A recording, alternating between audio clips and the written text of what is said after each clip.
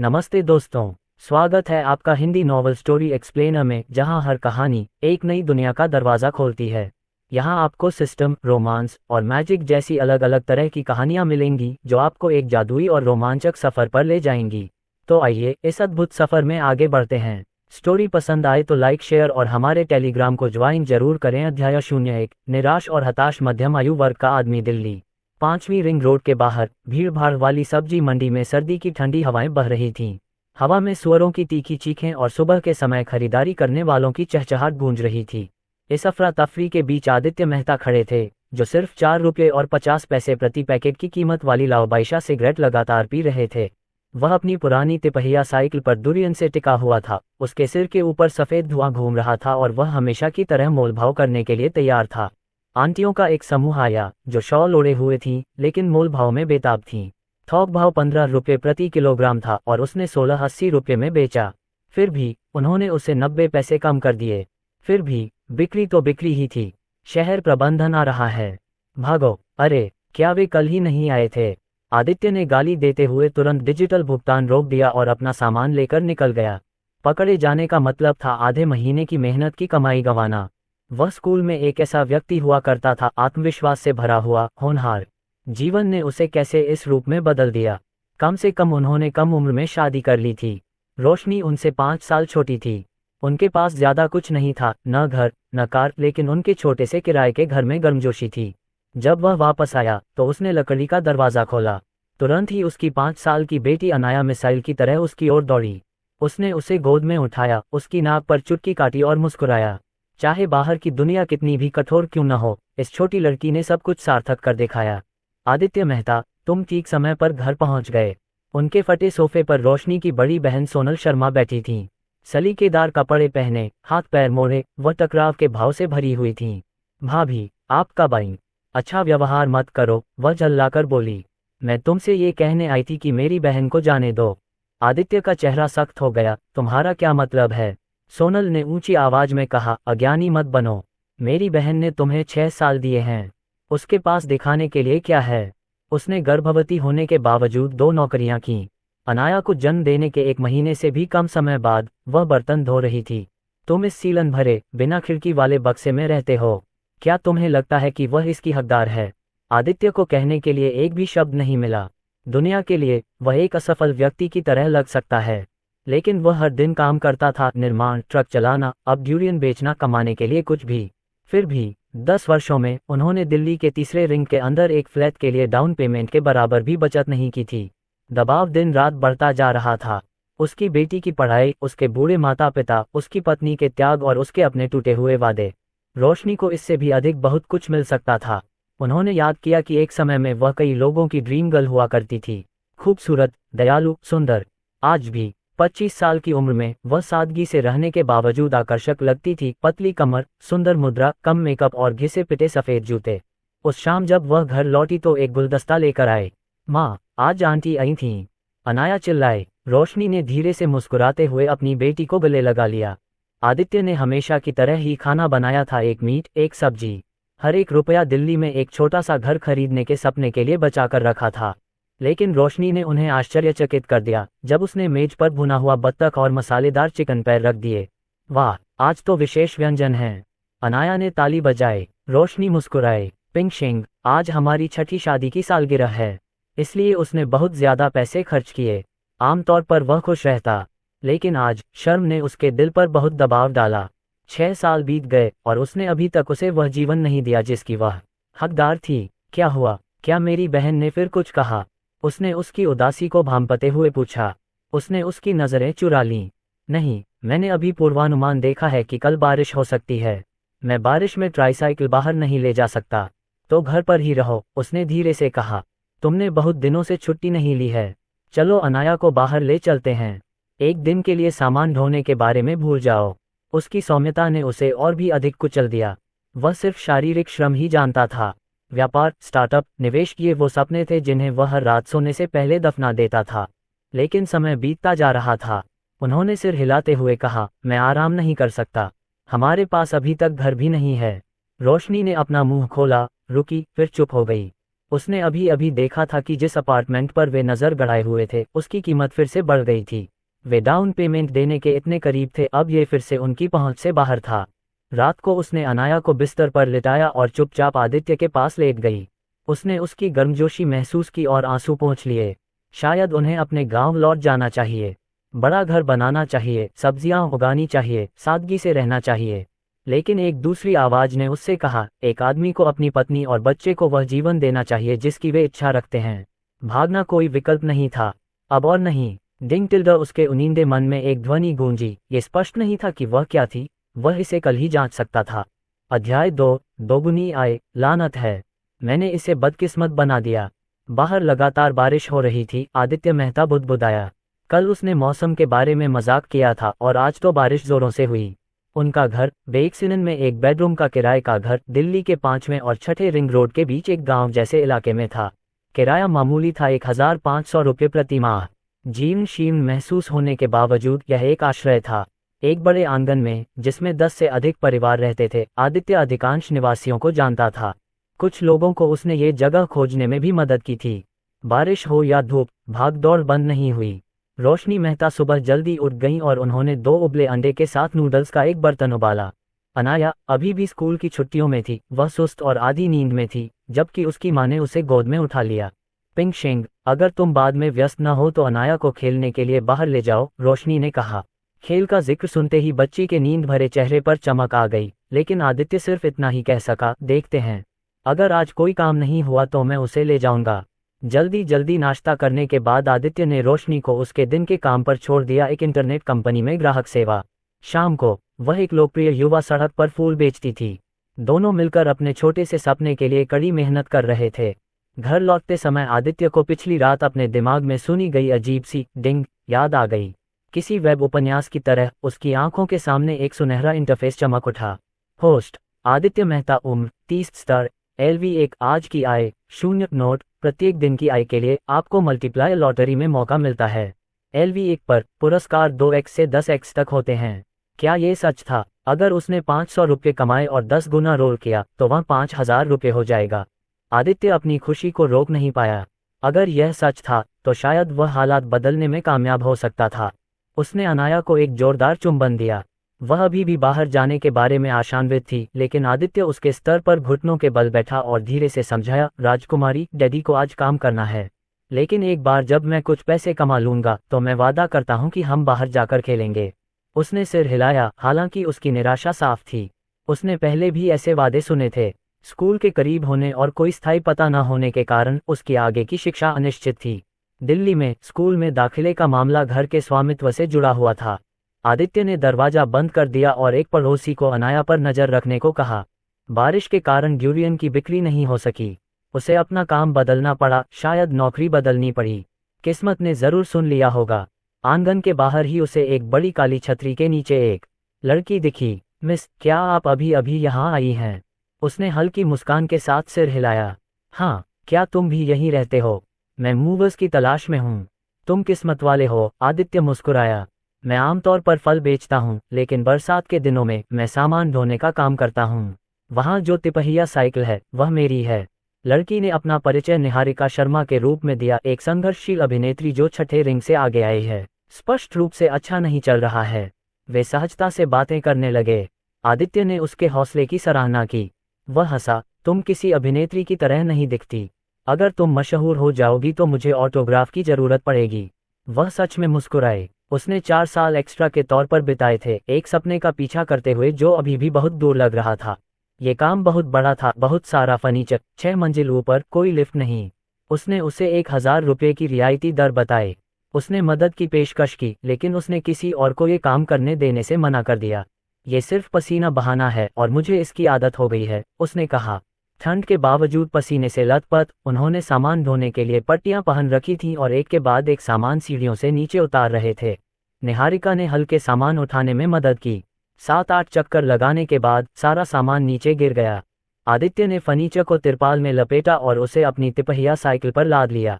वे बारिश में एक साथ घर जा रहे थे, वजन के कारण उनकी साइकिल गड़गड़ा रही थी। दोपहर 3 बजे तक वे आ गए। अनाया पूरे दिन घर पर अकेली थी। उसने अपने लिए एक कटोरी सादा नूडल्स और एक अंडा बनाया था और अपना होमवर्क करके चुपचाप इंतजार कर रही थी।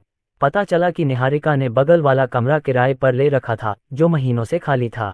यह मेरी बेटी अनाया है, आदित्य ने उसका परिचय कराया। हेलो आंटी, लड़की चहक कर बोली। निहारिका उसके गोल मटोल गालों और चमकदार मुस्कान पर तुरंत मोहित हो गई। हालांकि रात का खाना तैयार नहीं था, आदित्य ने जल्दी से कुछ अंडा फ्राइड राइस और 2 साधारण व्यंजन बना लिए। निहारिका को इसमें शामिल होने में असहजता महसूस हो रही थी, इसलिए उसने पैसे देने की पेशकश की। क्या आपके पास फोन पे है? मैं 1000 भेज दूंगी। बिल्कुल। एक हल्की डिंग ने भुगतान की पुष्टि कर दी। आज की आय 1000 रुपये। क्या आप अपना आय गुणक खोलना चाहेंगे? आदित्य की आंखें चमक उठीं। खोलो इसे। 2 सुनहरे पासे फेंके गए, 1 3 और 1 1। बधाई हो, आपको 4x गुणक प्राप्त हुआ है। आपके फोन पे खाते में 4000 रुपये जमा हो गए हैं। शेष राशि 4500 रुपये। आदित्य खुशी से उछल पड़ा। इस शक्ति के साथ उसके हाथ में स्वर्णिम उंगली, अब उसे कुछ भी असंभव नहीं लगता था। एक घर, अनाया के लिए एक स्कूल, एक बेहतर जीवन। शायद, बस शायद, अब ये सब हमारी पहुंच में था। अध्याय 3। एक खुशी का दिन। घर में बने तले हुए चावल की सुगंध अब पहले जैसी नहीं रही। आदित्य मेहता ने नन्ही अनाया को उसके लंबे समय से वांछित स्थान KFC पर खाने के लिए ले जाने का निर्णय लिया। छोटी बच्ची खुशी से झूम उठी और उसने एक बड़ा बर्गर, एक क्रिस्पी चिकन लेग और फ्राइज का एक बड़ा हिस्सा ऑर्डर किया। उसकी आंखें चमक उठीं। पिताजी, मुझे भी कोक चाहिए, वह चहककर बोली। आप जो चाहें ऑर्डर करें, आज डैडी आपको वह सब देंगे जो आपका दिल चाहता है। आदित्य मुस्कुराया और उसके बालों को सहलाया। सालों से वह उसे ज्यादा कुछ नहीं दे पाया था, लेकिन अब चीजें बदल रही थीं। उसकी बेटी सबसे अच्छी चीज की हकदार थी। फैमिली बकेट से शुरुआत। अनाया मुस्कुराई, उसके गाल खुशी से फूल गए। उसके नन्हे हाथों ने खाने को ऐसे पकड़ा जैसे वह कोई खजाना हो। उसकी चौड़ी मुस्कान ने उसके दूध के दांतों को लगभग झुका दिया। आदित्य उस पल को कैद करने से खुद को रोक नहीं पाए। उन्होंने अपना फोन निकाला और कई तस्वीरें लीं। एक तस्वीर में वह गर्व से चिकन लेग पकड़े हुए थीं, दूसरी तस्वीर में उनका चेहरा तेल और खुशी से सना हुआ था। उन्होंने इसे अपने सोशल सर्किल पर एक साधारण कैप्शन के साथ पोस्ट किया, एक खुशी का दिन। उसे इतनी मासूमियत से खाना खाते हुए देखकर उसका दिल भर आया। ऐसे ही पलों ने संघर्ष को सार्थक बना दिया। सोशल सर्किल सुविधा उस वर्ष की शुरुआत में ही शुरू की गई थी और अधिकांश स्मार्टफोन उपयोगकर्ताओं के लिए ये शीघ्र ही लत बन गई थी। आदित्य ने अभी पोस्ट ही किया था कि पहला लाइक और कमेंट आ गया। यह उनकी भाभी सोनल शर्मा की तरफ से था। छोटी अनाया बहुत अच्छी है, तुमने आखिरकार उसे KFC में ले जाकर दावत दे ही दी। आदित्य ने इसे नज़रअंदाज कर दिया। दिल्ली के एक बेहतरीन आर्ट स्कूल में पढ़ने वाली सोनल ने काफ़ी समय से खुद को श्रेष्ठ समझने की आदत बना ली थी। फिर भी वह अनाया से सच्चा प्यार करती थी और अक्सर उसे खेलने के लिए बाहर ले जाती थी। सोनल ने अपने फीड को स्क्रॉल करते हुए देखा कि लोग अब सब कुछ शेयर कर रहे हैं, खाना, परिवार, यहाँ तक कि मूर्खतापूर्ण चुटकुले भी। छोटे वीडियो तब तक चलन में नहीं थे, लेकिन मोबाइल इंटरनेट का दौर तेजी से बढ़ रहा था। बड़े नाम अपना दावा पेश कर रहे थे। यूको और टुडू का अभी अभी विलय हुआ था और बायडू, 360, पेंगुइन, अलीबाबा, नेटीज, सोहो और शाओमी जैसी स्मार्टफोन की दिग्गज कंपनियां भी इसमें शामिल थीं। लेई जुन पहले से ही एक उद्यमी प्रतीक बन रहे थे। आदित्य के लिए वह दुनिया आकाशगंगाओं से दूर थी। वह बस ड्यूरियन बेचना चाहता था, गोल्डन फिंगर से अपनी कमाई को बढ़ाना चाहता था और एक स्थिर जीवन बनाना चाहता था। पिताजी, मेरा पेट भर गया है, अनाया ने अपने छोटे से पेट को थपथपाते हुए और हल्की डकार छोड़ते हुए कहा। आदित्य ने हंसते हुए उसके गाल पर चुटकी ली और कहा, ठीक है, चलो मम्मी को काम से लेने चलते हैं। बारिश लगातार जारी थी और पारा -3 डिग्री सेल्सियस तक गिर गया था। आदित्य ने अनाया को अपने मोटे रेनकोट में लपेटा और इलेक्ट्रिक स्कूटर पर चढ़ गया। शाम 4:30 बजे तक वे रोशनी मेहता के कार्यालय भवन के प्रवेश द्वार पर पहुंच गए। चाहे कितनी भी व्यस्तता या ठंड क्यों न हो, आदित्य हमेशा उसे लेने के लिए जरूर जाता था। यह एक छोटा सा काम था, लेकिन उसे इस पर गर्व था। पिछले कुछ सालों में दूसरों ने इस पर ध्यान दिया था। पहले तो रोशनी के सहकर्मी उसे देखकर हंसते थे, एक आदमी जो फटे पुराने कपड़ों में सेकंड हैंड स्कूटर पर बारिश के बीच इंतजार कर रहा था। लेकिन महीने दर महीने, साल दर साल उन्हें समझ आने लगी। हो सकता है कि उसके पास कोई डिग्री या कार ना हो, लेकिन उसकी वफादारी, उसकी दृढ़ता, इन सब ने उसे चुपचाप सम्मान दिलाया। कुछ लोग तो रोशनी से ईर्ष्या भी करने लगे। उस दोपहर रोशनी अपनी सहेली डू हुआन के साथ इमारत से बाहर निकली, जिसने मुस्कुराते हुए कहा, तुम्हारे पति तुम्हें हर दिन लेने आते हैं, चाहे धूप हो या बारिश। रोशनी ने आंखें घुमाई, लेकिन धीरे से मुस्कुरा दी। बहुत ठंड है, तुम अंदर क्यों नहीं रुके? उसने आदित्य के पास जाकर डांटा। वह शर्म से मुस्कुराया। मैं पहले किसी को सामान ले जाने में मदद करने के कारण पसीने से तरबतर हो गया था। मैं लॉबी में बदबू नहीं फैलाना चाहता था। उसने कुछ नहीं कहा, बस अनाया को उसकी बाहों से लिया और अपनी शॉल को उस छोटी बच्ची के चारों ओर कसकर लपेट दिया। फिर वह स्कूटर की पिछली सीट पर चढ़ गई और धीरे से आदित्य को पीछे से गले लगा लिया। कार्यालय के अंदर वापस आकर डूहुआन के शब्द अभी भी हवा में गूंज रहे थे। यांगसी का पति एक अच्छा आदमी है, लेकिन सभी लोग इससे सहमत नहीं थे। यांग डैन, जो हमेशा मुखर और घमंडी रहते थे, ने उपहास करते हुए कहा, अच्छा, कृपया, अगर मैं होता तो स्कूटर पर हंसने की बजाय बीएमडब्ल्यू में रोना पसंद करता। डूहुआन ने अपनी आंखें घुमाई और उसे अनदेखा कर दिया। उसे समझ में नहीं आ रहा था कि दिल्ली की एक स्थानीय लड़की यांग डैन जैसी लड़की इतनी सती कैसे हो सकती है। दफ्तर में यह बात अच्छी तरह से पता थी कि यांग डैन का सपना अमीर आदमी से शादी करना या फिर शादी ही न करना था। लेकिन हर कोई सौभाग्यशाली नहीं होता कि वह सुख सुविधाओं वाले घर में जन्म ले। कुछ लोगों को अपना भविष्य बनाने के लिए एक एक बूंद पसीना बहाना पड़ता है। और आदित्य मेहता, वह सिर्फ भविष्य का निर्माण नहीं कर रहे थे, वह दिल और मेहनत से एक परिवार को एक साथ रख रहे थे। एक सवारी, एक रुपया, एक बरसात का दिन।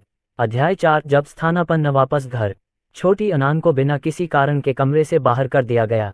वह समझ नहीं पा रही थी कि उसके माता पिता क्या कर रहे थे, क्यों उन्होंने उसे बाहर बंद कर दिया था। चुपके से झांक कर देखने पर वह चुपचाप टेलेटुबीज देखने की अपनी उत्सुकता को छिपा नहीं सकी। कमरे के अंदर आदित्य मेहता ने रहस्यमय तरीके से रोशनी मेहता को खिड़की के पास गुलाबी पर्दे वाले बड़े बिस्तर पर खींच लिया। कमरा छोटा लेकिन आरामदायक था। पति, आप दिनदहाड़े क्या कर रहे हैं?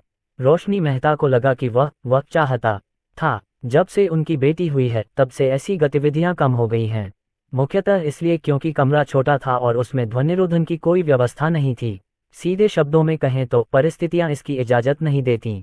यांगसी, आज मैंने जो पैसा कमाया है उसे मैं सबसे पहले तुम्हें हस्तांतरित करूंगा। एक सच्चे गृहस्थ व्यक्ति के रूप में यह तय था कि उनकी आय का प्रबंध उनकी पत्नी को ही करना होगा। आदित्य मेहता अपने लिए अधिकतम 500 रुपये ही रखते थे और यदि कोई अप्रत्याशित घटना न घटे तो ये धनराशि उनके पूरे महीने के काम आ सकती थी। आखिरकार उनके पास कोई बड़ा खर्च नहीं था, सिवाय उनके रोजाना 7 रुपये के लाओ बाइशा सिगरेट के पैकेट के। बाकी सारा सामान जैसे कपड़े और जूते उनकी पत्नी ने खरीदा था। डिंग, आपको 4000 रुपये का फोन पे ट्रांसफर प्राप्त हुआ है। रोशनी मेहता ने आश्चर्य से थोड़ा मुंह सिकुड़ा। उनके पति के लिए हर दिन कमाए गए पैसे उन्हें सौंपना सामान्य बात थी, लेकिन एक दिन में 4000, ऐसा पहले कभी नहीं हुआ था। सबसे अधिक कमाई इस वर्ष के मध्य शरद उत्सव के दौरान हुई, जब उन्होंने एक दिन में ड्यूरियन बेचकर 3000 से अधिक की कमाई की। पति जी, आपने तो कुछ बुरा नहीं किया। बिल्कुल नहीं, बस लोगों को स्थानांतरित करने में मदद करके इसे अर्जित किया और रास्ते में ड्यूरियन से भरा एक ट्रक पहुंचाया। आदित्य मेहता ने पहले ही अपना बहाना सोच लिया था, हल्की खांसी के साथ। ये सही है यांगसी, मैं अब से हर दिन इतना कमा सकता हूँ। तुम्हें इसकी आदत डाल लेनी चाहिए और एक अमीर पत्नी होने की भावना का आनंद लेना चाहिए। क्या आनंद लें? रोशनी मेहता ने जब ये कहा तो वह बहुत खुश थी। उनके जैसे परिवार के लिए ज्यादा से ज्यादा पैसे कमाने से ज्यादा रोमांचक कुछ नहीं था। पत्नी, मेरा सुझाव है कि हम कैंडल लाइट डिनर के लिए बाहर चलें, जिसके बारे में आपकी छोटी बहन हमेशा बात करती रहती है। रोशनी मेहता ने उसे देखा। इस पर पैसे क्यों बर्बाद करना? क्या घर पर 2-4 व्यंजन बनाना और मोमबत्ती जलाना आनंददायक नहीं है? ओह सचमुच, इसकी खुशबू अच्छी थी। ये कहते ही आदित्य मेहता लाल मोमबत्तियां खरीदने के लिए नीचे कोने की दुकान पर चले गए। जब वह वापस आया तब तक रोशनी मेहता घर का हिसाब किताब देख चुकी थी।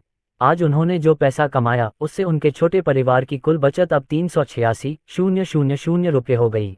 ये बहुत ज्यादा लग रहा था, लेकिन याद रखें, ये 5 साल के वैवाहिक जीवन में की गई बचत का परिणाम था, जिसमें भोजन या कपड़ों पर खर्च करने की अनिच्छा थी। पति, हमें बस 120,000 और चाहिए ताकि हम अग्रिम भुगतान के लिए पर्याप्त धन जुटा सकें। रोशनी मेहता ने लालसा के साथ बताया कि 2012 में दिल्ली में तीसरे रिंग रोड के अंदर एक मकान की औसत कीमत लगभग 25,000 प्रति वर्ग मीटर थी। उनकी योजना एक छोटा सा 80 वर्ग मीटर का अपार्टमेंट खरीदने की थी, जो परिवार के रहने के लिए पर्याप्त हो। कुल मिलाकर यह राशि लगभग 2 मिलियन थी, जिसमें लगभग 5 लाख का अग्रिम भुगतान शामिल था। चलो रोमांटिक बातें घर खरीदने के बाद के लिए बचाकर रखते हैं। रोशनी मेहता उनसे भी अधिक मितव्ययी थी। कई वर्षों तक उन्होंने कोई भी कपड़ा नहीं पहना। सैकड़ों रुपए की लागत वाला मोमबत्ती की रोशनी में खाना खाते समय उसका दिल खून से लथपथ हो जाता है। आनंद के लिए यह बिल्कुल भी उपयुक्त नहीं है। आदित्य मेहता ने इस मुद्दे पर आगे बात नहीं की। जैसे ही वह रसोई की ओर जाने वाले थे, उनकी साली सोनल शर्मा ने उन्हें संदेश भेजा। वह उसे बता रही थी कि इस साल नया साल उनके घर पर ही मनाएं। सच कहा जाए तो मामूली साधनों से ससुराल जाना सचमुच कष्टकारी था। जिसने इसका अनुभव किया है वह जानता होगा। जब भोजन तैयार हो गया तो रोशनी मेहता ने मोमबत्ती जलाने की प्रक्रिया शुरू कर दी, जिससे छोटी अनन हैरान रह गई। उसने सोचा कि अगला जन्मदिन केक होगा, लेकिन नहीं, ऐसा कुछ नहीं था। केवल लाल मोमबत्ती को देखकर हंसी आ रही थी। वह इतनी छोटी थी कि उसे समझ में नहीं आया कि उसके माता पिता किस बात पर हंस रहे थे। ये जीवन में आशा की हंसी थी, भविष्य की एक झलक थी। शाम को रोशनी मेहता ने उसके साथ टेलीट्यूबीज देखने का भी फैसला किया और आवाज़ तेज कर दी। वे तभी कमरे में घुसे जब लिटिल अनन मंत्रमुग्ध हो गया। उन्हें शीघ्रता करनी थी। आप कभी नहीं जानते थे कि छोटा बच्चा कब दरवाजे पर दस्तक देगा। वह बहुत तेज था, लेकिन वह एक तगड़ा युवक था जो 30 मिनट से कम समय में दौड़ पूरी नहीं कर पाता था। इससे रोशनी मेहता बहुत संतुष्ट हो गईं और उनके मुंह से आंसू बहने लगे। अगले दिन जब आदित्य मेहता ने अपनी पत्नी को काम पर भेज दिया तो उन्होंने तुरंत चलती ग्रुप चैट खोली। अब पैसा कमाने के स्पष्ट छोटे लक्ष्य के साथ कमाई के प्रति उनका उत्साह अभूतपूर्व था। चलती टोली में वह युवा मार्शल उसका बचपन का दोस्त था। आदित्य मेहता ही थे जिन्होंने उन्हें पैसे कमाने के लिए दिल्ली बुलाया था। 30 साल की उम्र में एक अकेला आदमी, वह बेफिक्र होकर महीने में 10,000 से ज्यादा कमा सकता था। वह ओवरपास के नीचे लाल लालटेन से सजी दुकानों से अच्छी तरह परिचित था। समूह चैट को स्थानांतरित करना। युवा मार्शल, अभी अभी नौकरी मिली है, $100 में वॉशिंग मशीन को 7वीं मंजिल तक ले जाना है। मैं ये काम अपनी दादी के लिए नहीं कर रहा हूँ। ये निश्चित रूप से एक ऐसी इमारत थी जिसमें लिफ्ट नहीं थी और कोई भी ऐसे कार्य नहीं करना चाहता था। आज भारी बारिश हो रही थी और वे ड्यूरियन नहीं बेच सके, इसलिए उन्हें पैसे कमाने के लिए छोटे मोटे काम करने पड़े। कभी उन्हें नौकरी मिल जाती थी, कभी उन्हें बस आराम करना पड़ता था। जनरल, मेरे पास यहाँ एक काम है, क्या कोई इसमें शामिल होना चाहता है? बस फर्नीचर ले जाना, दिन में 300 रुपये। युवा मार्शल, इसका क्या मतलब है? मैं उस समय को शिदान में घूमने में बिता सकता हूँ, शायद घर ले जाने के लिए एक पत्नी भी ढूंढ लूँ। आदित्य मेहता ने उनकी व्यर्थ की बकबक पर ध्यान नहीं दिया। हालांकि सभी ग्रामीण क्षेत्र से थे, लेकिन उनमें से प्रत्येक महीने में केवल 10,000 से अधिक कमा पाते थे। वास्तव में वे छोटी मोटी गतिविधियों की ज्यादा परवाह नहीं करते थे। हालांकि इस समय वह लड़की जिससे वह कल ही मिला था, उसने उसे एक संदेश भेजा था। चेन, क्या तुम व्यस्त हो? बिल्कुल भी व्यस्त नहीं हूँ। क्या आज आपके पास समय है? हमारे पास एक विशेष अतिरिक्त भूमिका है जिसके लिए 2,000 रुपये प्रतिदिन मिलते हैं और आपको अपना चेहरा दिखाने की जरूरत नहीं है। क्या आप इसे आजमाना चाहेंगे? बेशक, वह इसकी कोशिश करने जा रहा था। आखिरकार, ये कहा जाता है कि जितने अधिक दोस्त होंगे उतने ही अधिक रास्ते खुलेंगे। निहारिका शर्मा, हालांकि मनोरंजन उद्योग में अज्ञात थीं, लेकिन 4 वर्षों से अधिक समय तक एक एक्स्ट्रा कलाकार के रूप में काम कर रही थीं। निश्चित रूप से उनके पास उद्योग में नए नए शामिल हुए लोगों की तुलना में अधिक कनेक्शन थे। स्वाभाविक रूप से उन्होंने इस अच्छे अवसर को हाथ से जाने नहीं दिया, लेकिन फिर भी उन्होंने पूछा कि क्या भूमिका के लिए अभिनय क्षमता की आवश्यकता है। आखिरकार, ये वह चीज़ थी जिसकी उसके पास सचमुच कमी थी। निहारिका शर्मा ने संक्षेप में बताया कि इसमें किसी भी तरह के अभिनय की आवश्यकता नहीं थी, लेकिन ये बहुत कठिन था और उन्हें नहीं पता था कि वह इसे सहन कर पाएंगे या नहीं। स्पष्ट शब्दों में कहें तो एक नियमित अतिरिक्त कर्मचारी दिन में अधिकतम 300 से 500 रुपये कमाता था, इसलिए 2,000 रुपये वाली नौकरी की भी अपनी विशेष शर्तें थीं। जब वह सेट पर पहुंचे तो सहायक निर्देशक ने उनसे नाम पूछे बिना ही उन्हें कपड़े उतारने को कहा। ये 2,000 रुपये कमाना आसान नहीं था। 0 से 4 डिग्री नीचे के तापमान में उन्होंने उसे बिना कुछ पहने झील में पागलों की तरह दौड़ने को मजबूर कर दिया। मूलतः ये दृश्य युवा नायक द्वारा फिल्माया जाना था, लेकिन झील के पानी का तापमान जानने के बाद वह बिना कुछ कहे वहां से चला गया। यह क्या मजाक है, वह इतने कम तापमान को नहीं झेल सका। अगर उसे सर्दी लग गई तो क्या होगा? क्या उनके प्रशंसक चिंतित नहीं होंगे? कोई अन्य विकल्प न होने के कारण सहायक निर्देशक को बॉडी डबल का उपयोग करना पड़ा और लंबे दृश्यों के साथ फिल्मांकन करना पड़ा। चालक दल के कई लोगों ने इसका प्रयास किया। जब उनके कपड़े उतार दिए गए तो वे इसे सहन नहीं कर सके और 1 मिनट से भी कम समय में वे अनियंत्रित रूप से कांपने लगे। वे इस तरह कैसे गोली चला सकते हैं? तभी निहारिका शर्मा को आदित्य मेहता का ख्याल आया, जो उनकी तरह ही बाहर से पैसा कमाने के लिए आया हुआ था। वर्षों तक शारीरिक श्रम करने के कारण उन्होंने स्वयं को बहुत अच्छे आकार में रखा और वे उन कठिनाइयों को सहन कर सके जो अन्य लोग नहीं कर सकते थे। हालांकि साधारण मेकअप के बाद जब आदित्य मेहता झील के पास पहुंचे तो साफ जैड हरा पानी हड्डियों को जमा देने वाला ठंडा लगा। जैसे ही उसका पैर पानी पर पड़ा, वह जोर से कांप उठा। क्या आप इसे संभाल सकते हैं या नहीं? अगर नहीं कर सकते तो चले जाए, सहायक निर्देशक ने अधीरता और अशिष्टता से इन विशेष अतिरिक्त लोगों से कहा। जैसे ही उसने आदित्य मेहता को ठंड से कांपते देखा, उसने उसे गाली दे दी। आदित्य मेहता ने अपने दांत भींचे और झील में छलांग लगा दी। उनका दृश्य अविश्वसनीय रूप से सरल था। युवा नायक विश्वासघात के बाद झील में अपनी भावनात्मक उथल पुथल को व्यक्त करता है, और वह भी बिना किसी संवाद या भाव के। वह जैसा चाहे वैसा पागलपन से काम कर सकता था। चूंकि वह वास्तविक अभिनेता नहीं था, इसलिए सहायक निर्देशक नज़दीक से शूटिंग नहीं कर सका। आदित्य मेहता भी ठंड से कांप रहे थे, लेकिन उन्हें अपने छोटे से घर की याद आ रही थी। अपनी पत्नी के नए घर में आने पर उसके चेहरे पर खुशी की उम्मीद करते हुए वह किसी भी कठिनाई को सहन कर सकता था। उसने सोचा कि एक बार ये दृश्य पूरा हो जाए तो वह खत्म हो जाएगा। लेकिन कौन जानता था कि करोड़ों रुपये वेतन पाने वाला युवा नायक किसी भी कठिनाई को सहन नहीं कर सकेगा। सर्दियों की ठंड में ठिठुरते हुए उनके सभी दृश्य आज पूरे किए जाने चाहिए। अभिनय कौशल की आवश्यकता नहीं होना एक बात थी, लेकिन सबसे कठिन हिस्सा वह दृश्य था जहां युवा पुरुष नायक गलती से झील में गिर जाता है और चमत्कारिक रूप से एक अद्वितीय मार्शल आर्ट कौशल प्राप्त कर लेता है। इसके बाद वह उन महिलाओं के साथ कठोरता से पेश आता है जो उसे नीची निगाह से देखती थीं या उसके साथ विश्वासघात करती थीं। फिर उन्हें पछतावा होता है। घरेलू नाटकों में एक क्लासिक कथानक, नायक एक चट्टान से गिरने के बाद एक अद्वितीय मार्शल आर्ट सीखता है। उस दृश्य को सामान्यतः युवा नायक को स्वयं फिल्माना होता, लेकिन वह वहां की ठंडी परिस्थितियों को सहन नहीं कर सका। एक बॉडी डबल को ये काम करना पड़ा और कुछ क्षण बाद उसने मुख्य दृश्य को पुनः शूट किया। आदित्य मेहता ने मन ही मन आह भरी, इन लोगों को सचमुच पैसा कमाने में बहुत आसानी होती है, बस खड़े रहकर ही करोड़ों कमाएं। उसे देखो, उसे 2000 के लिए अपनी जान जोखिम में डालनी पड़ी। सुबह 10 बजे से लेकर दोपहर 4 बजे तक उन्होंने झील में 4 दृश्यों की शूटिंग की। वह लगभग जम गया था, लेकिन सौभाग्य से निहारिका शर्मा उसके लिए अदरक का सूप का एक ताज़ा कटोरा ले आईं। श्रमिक वास्तव में अन्य श्रमिकों को समझते हैं। वह अभी भी एक अतिरिक्त कलाकार थी जो मुख्य नायिका की नौकरानी की भूमिका निभा रही थी। वह नहीं जानती थी कि उसने कितनी बार नाटकों में नौकरानी का किरदार निभाया था या कितने लोगों ने उससे कहा था कि उसका भाग्य ऐसा ही है। चेन, आग के पास बैठकर गर्म हो जाओ और थोड़ा आराम कर लो, निहारिका शर्मा ने कहा और उसे एक सफ़ेद तौलिया भी दिया। अपने कपड़े बदलने के बाद आदित्य मेहता को काफ़ी बेहतर महसूस हुआ। मेरी भाभी काम से छुट्टी लेकर जा रही हैं, मुझे उन्हें लेने जाना है। आदित्य मेहता ने उसे चालक दल से पैसे लाने के लिए इशारा किया। 2000 रुपये के बिना इस नारकीय मौसम में और कौन कष्ट सहेगा। निहारिका शर्मा ने सिर हिलाया और जल्दी से उसे 2000 रुपये ला कर दिए। वे एक बड़े प्रोडक्शन का हिस्सा थे जिसमें करोड़ों का निवेश किया गया था। स्वाभाविक रूप से कोई भी इतनी छोटी रकम पर बहस करने वाला नहीं था। लेकिन जब वह जाने वाला था तो सहायक निर्देशक फिर आ गया। आपने बहुत अच्छा किया, क्या आपके पास कोई बिजनेस कार्ड है? मुझे एक दीजिए, अगली बार जब हमें किसी कठिन भूमिका के लिए किसी की ज़रूरत होगी तो मैं आपको फ़ोन करूंगा। उसके पास कोई बिजनेस कार्ड नहीं था, वह बस सड़कों पर डूरियन बेचने वाला था। लेकिन आदित्य मेहता ने फिर भी उन्हें अपना नंबर दे दिया। जब तक पैसा कमाने का मौका था वह सचमुच कुछ भी करने को तैयार था। अध्याय 5 पत्नी की चिंताएं। डिंग, आज आपकी आय 2000 रुपये है। क्या आप यादृच्छिक गुणक को सक्रिय करना चाहेंगे? सक्रिय करें। अपनी पत्नी को लेने जाते समय गोल्डन फिंगर ने उन्हें निराश नहीं किया। जैसे ही उन्होंने 2000 रुपये का भुगतान लिया, उनके सामने सुनहरे अक्षरों की एक पंक्ति उभर आई।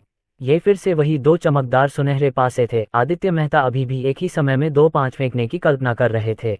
ये राशि 10 गुना होगी, यानी पूरे 20,000। पहला पासा रुक गया और 5 के स्थान पर 4 देखा। वह थोड़ा मुस्कुराया, किस्मत बुरी नहीं थी। दूसरा पासा भी रुक गया और मध्य बिंदु संख्या 3 पर आ गिरा। ये संख्या भी कोई छोटी नहीं है। बधाई हो मेजबान, आपने यादृच्छिक 7 गुना गुणक प्राप्त कर लिया है। आपके फोन पे खाते में 14,000 रुपये आए हैं, जिसमें 14,500 रुपये का बैलेंस है। छी, कंधे 3 बार उचकाने होंगे। और कुछ नहीं, ये तो विशुद्ध आनंद है। आय की इस दर पर उसे घर खरीदने में अधिक समय नहीं लगेगा। फिर वह जब चाहे अपनी पत्नी के साथ अंतरंग हो सकता है, और जब कुछ और करने को न हो तो वह छोटी सी बालकनी में लेट सकता है। जीवन इससे अधिक आरामदायक नहीं हो सकता। उनकी पत्नी की ओर से कोई विशेष बड़ी बात नहीं हुई, सिवाय इसके कि उनकी कंपनी ने इस वर्ष सीरीज डी फंडिंग पूरी कर ली थी। फंडिंग के इस दौर के बाद मूल्यांकन 800 मिलियन तक पहुंच गया। 2012 में इंटरनेट पर अभी भी बैट का प्रभुत्व था और ये इंटरनेट कंपनियां वास्तव में तेजी से विकसित हुईं। उनकी पत्नी की कंपनी की तरह इसे भी स्थापित हुए कुछ ही वर्ष हुए हैं और यह अभी तक लाभ नहीं कमा पाई है, और ये तो कहना ही क्या कि इसमें हर महीने घाटा हो रहा है। फिर भी कंपनी का मूल्यांकन बढ़ता रहा। ऐसा कहा जाता है कि इस दौर के वित्तपोषण का नेतृत्व एक प्रसिद्ध बड़े घरेलू पूंजी समूह ने किया था। ऐसा लगता है कि वे अपनी कंपनी के विकास को लेकर काफ़ी आशावादी हैं। ये सब अभी भी उसके लिए अप्रासंगिक था, वह तो बस इन इंटरनेट उद्यमों की तीव्र वृद्धि पर आश्चर्यचकित था। यदि यह एक भौतिक व्यवसाय होता तो कुछ 100 मिलियन कमाने में अनंत काल लग जाता। उनके यहाँ मूल्यांकन बिना किसी प्रयास के बढ़ जाता है।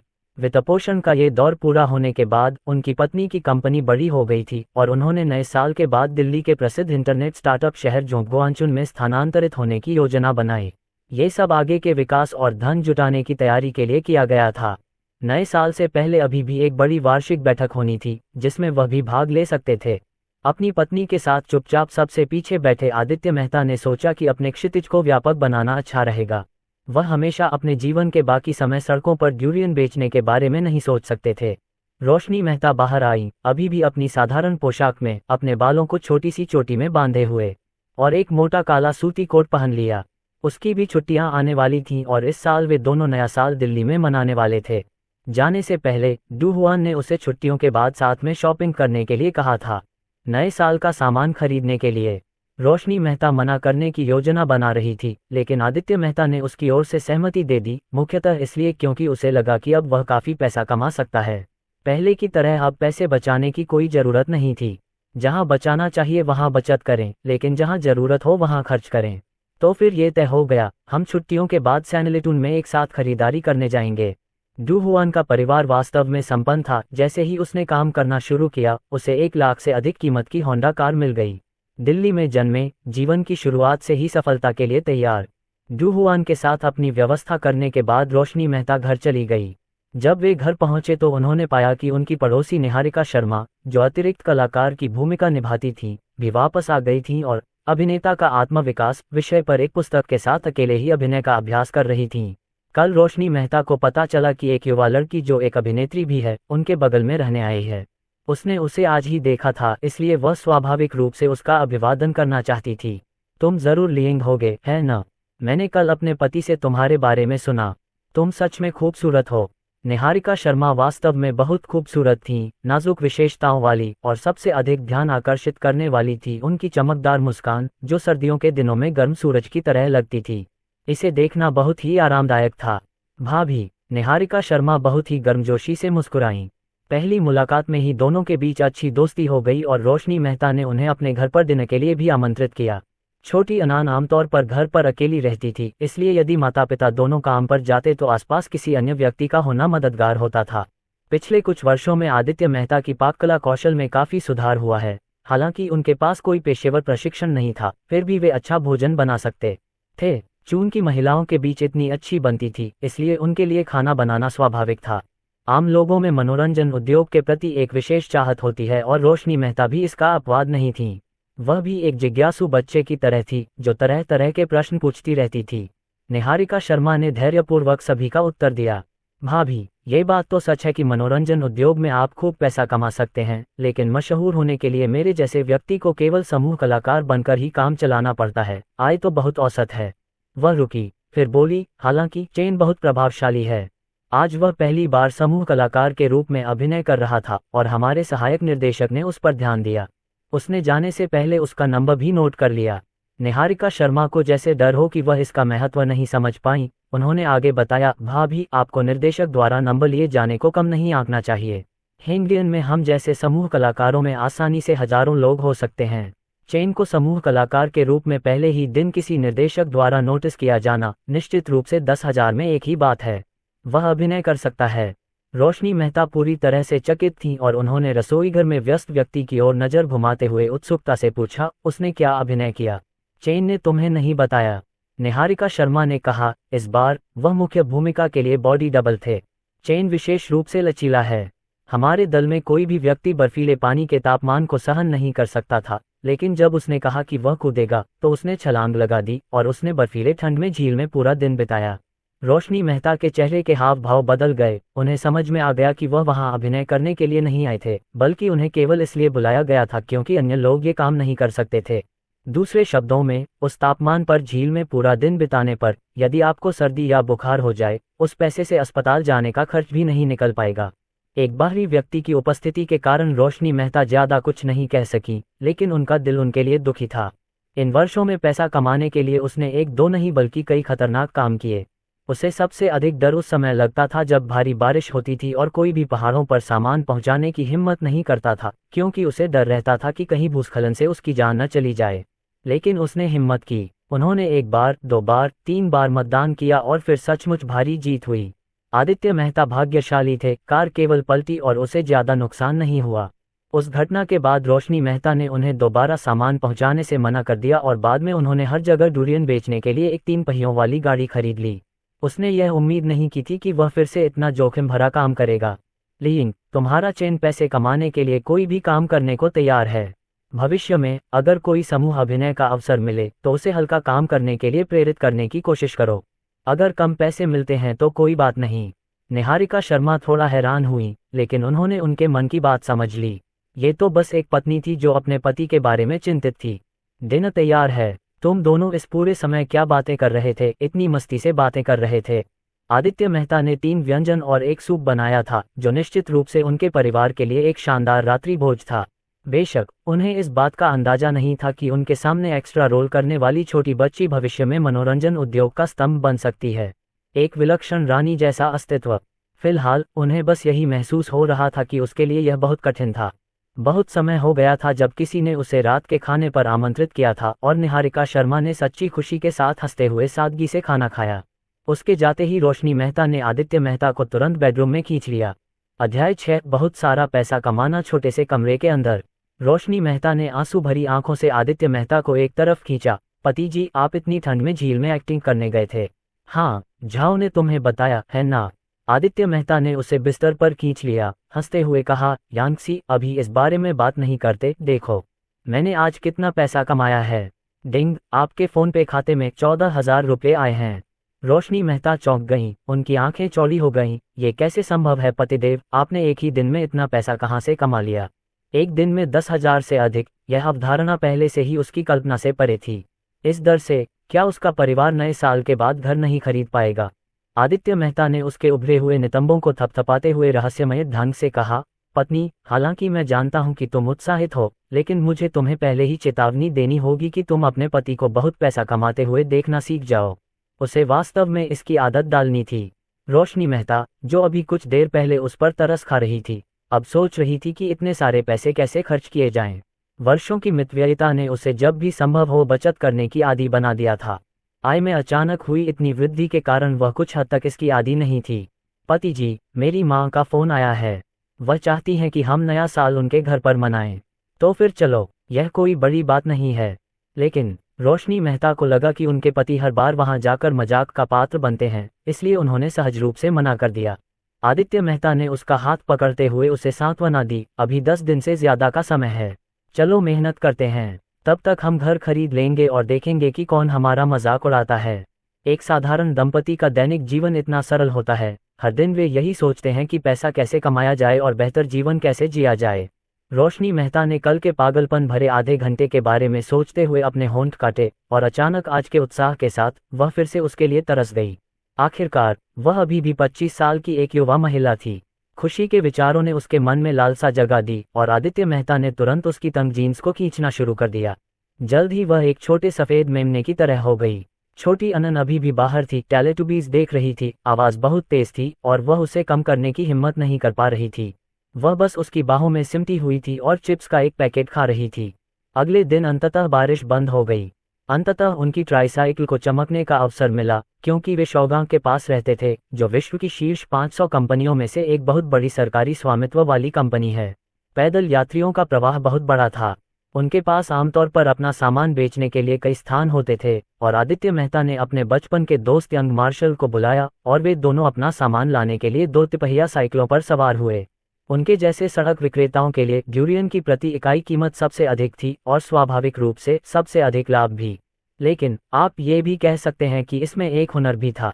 फलों की कीमत में बहुत उतार चढ़ाव होता रहता है, जैसे कि ड्यूरियन, जिसकी कीमत एक सप्ताह पहले 600 रुपये प्रति बॉक्स थी, जो लगभग 30 पाउंड थी। औसतन प्रति टुकड़ा लगभग 21 पाउंड। पिछले कुछ दिनों में इसकी कीमत बढ़कर 700 रुपये प्रति बॉक्स हो गई थी, यानी मोटे तौर पर 5 से 6 रुपये प्रति बॉक्स। कुछ ही दिनों में कीमत में 100 रुपये की बढ़ोतरी हुई। नए साल के दौरान ड्यूरियन की बिक्री अच्छी होती है और कीमतें भी अधिक होती हैं।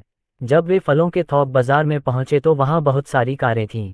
ड्यूरियन जैसे उच्च मांग वाले नए साल के फलों में से जिन लोगों ने केवल 1 या 2 डिब्बे लिए, उन पर कोई ध्यान नहीं दिया गया। आदित्य मेहता ने अपना फोन निकाला। आखिरकार वह कुछ वर्षों से इस मंडली में शामिल था और काफी लोगों को जानता था। बूढ़े झा, क्या आपके पास अभी भी स्टॉक है? हाँ। कितना चाहिए तुम्हें? कीमत क्या है? सामान्य परिस्थितियों में उनकी तरह इस तरह से सीधे माल ले जाना संभव नहीं होगा। सड़क पर फल बेचने वाले लोग इस बात को समझते हैं। फलों की एक शेल्फ लाइफ होती है जिसमें ड्यूरियन भी शामिल है। यदि ड्यूरियन एक निश्चित सीमा तक टूट जाए और उसे बेचा न जा सके तो थोक व्यापारियों को उसे कम कीमत पर बेचना पड़ता है। अन्यथा इसका प्रतिकूल प्रभाव मुझ पर आसानी से पड़ सकता है। इस तरह के कम कीमत वाले ड्यूरियन में ही असली पैसा मिलता है। बेशक नए साल के दौरान ड्यूरियन न बेच पाने की कोई चिंता नहीं होती, लेकिन उन्हें भी उन फल दुकानदारों की तरह ही काम करना पड़ता है। सामान्य रूप से चुनें और खरीदें। बूढ़ा झा आमतौर पर लापरवाह दिखता था, सारा दिन अपने ट्रक में बिताता था, फिर भी वह वास्तव में एक बड़ा बॉस था। अन्य की तो बात ही छोड़िए, उनसे स्टॉक प्राप्त करने वाले कई प्रमुख थोक विक्रेता उन्हें तिमाही आधार पर भुगतान करते थे।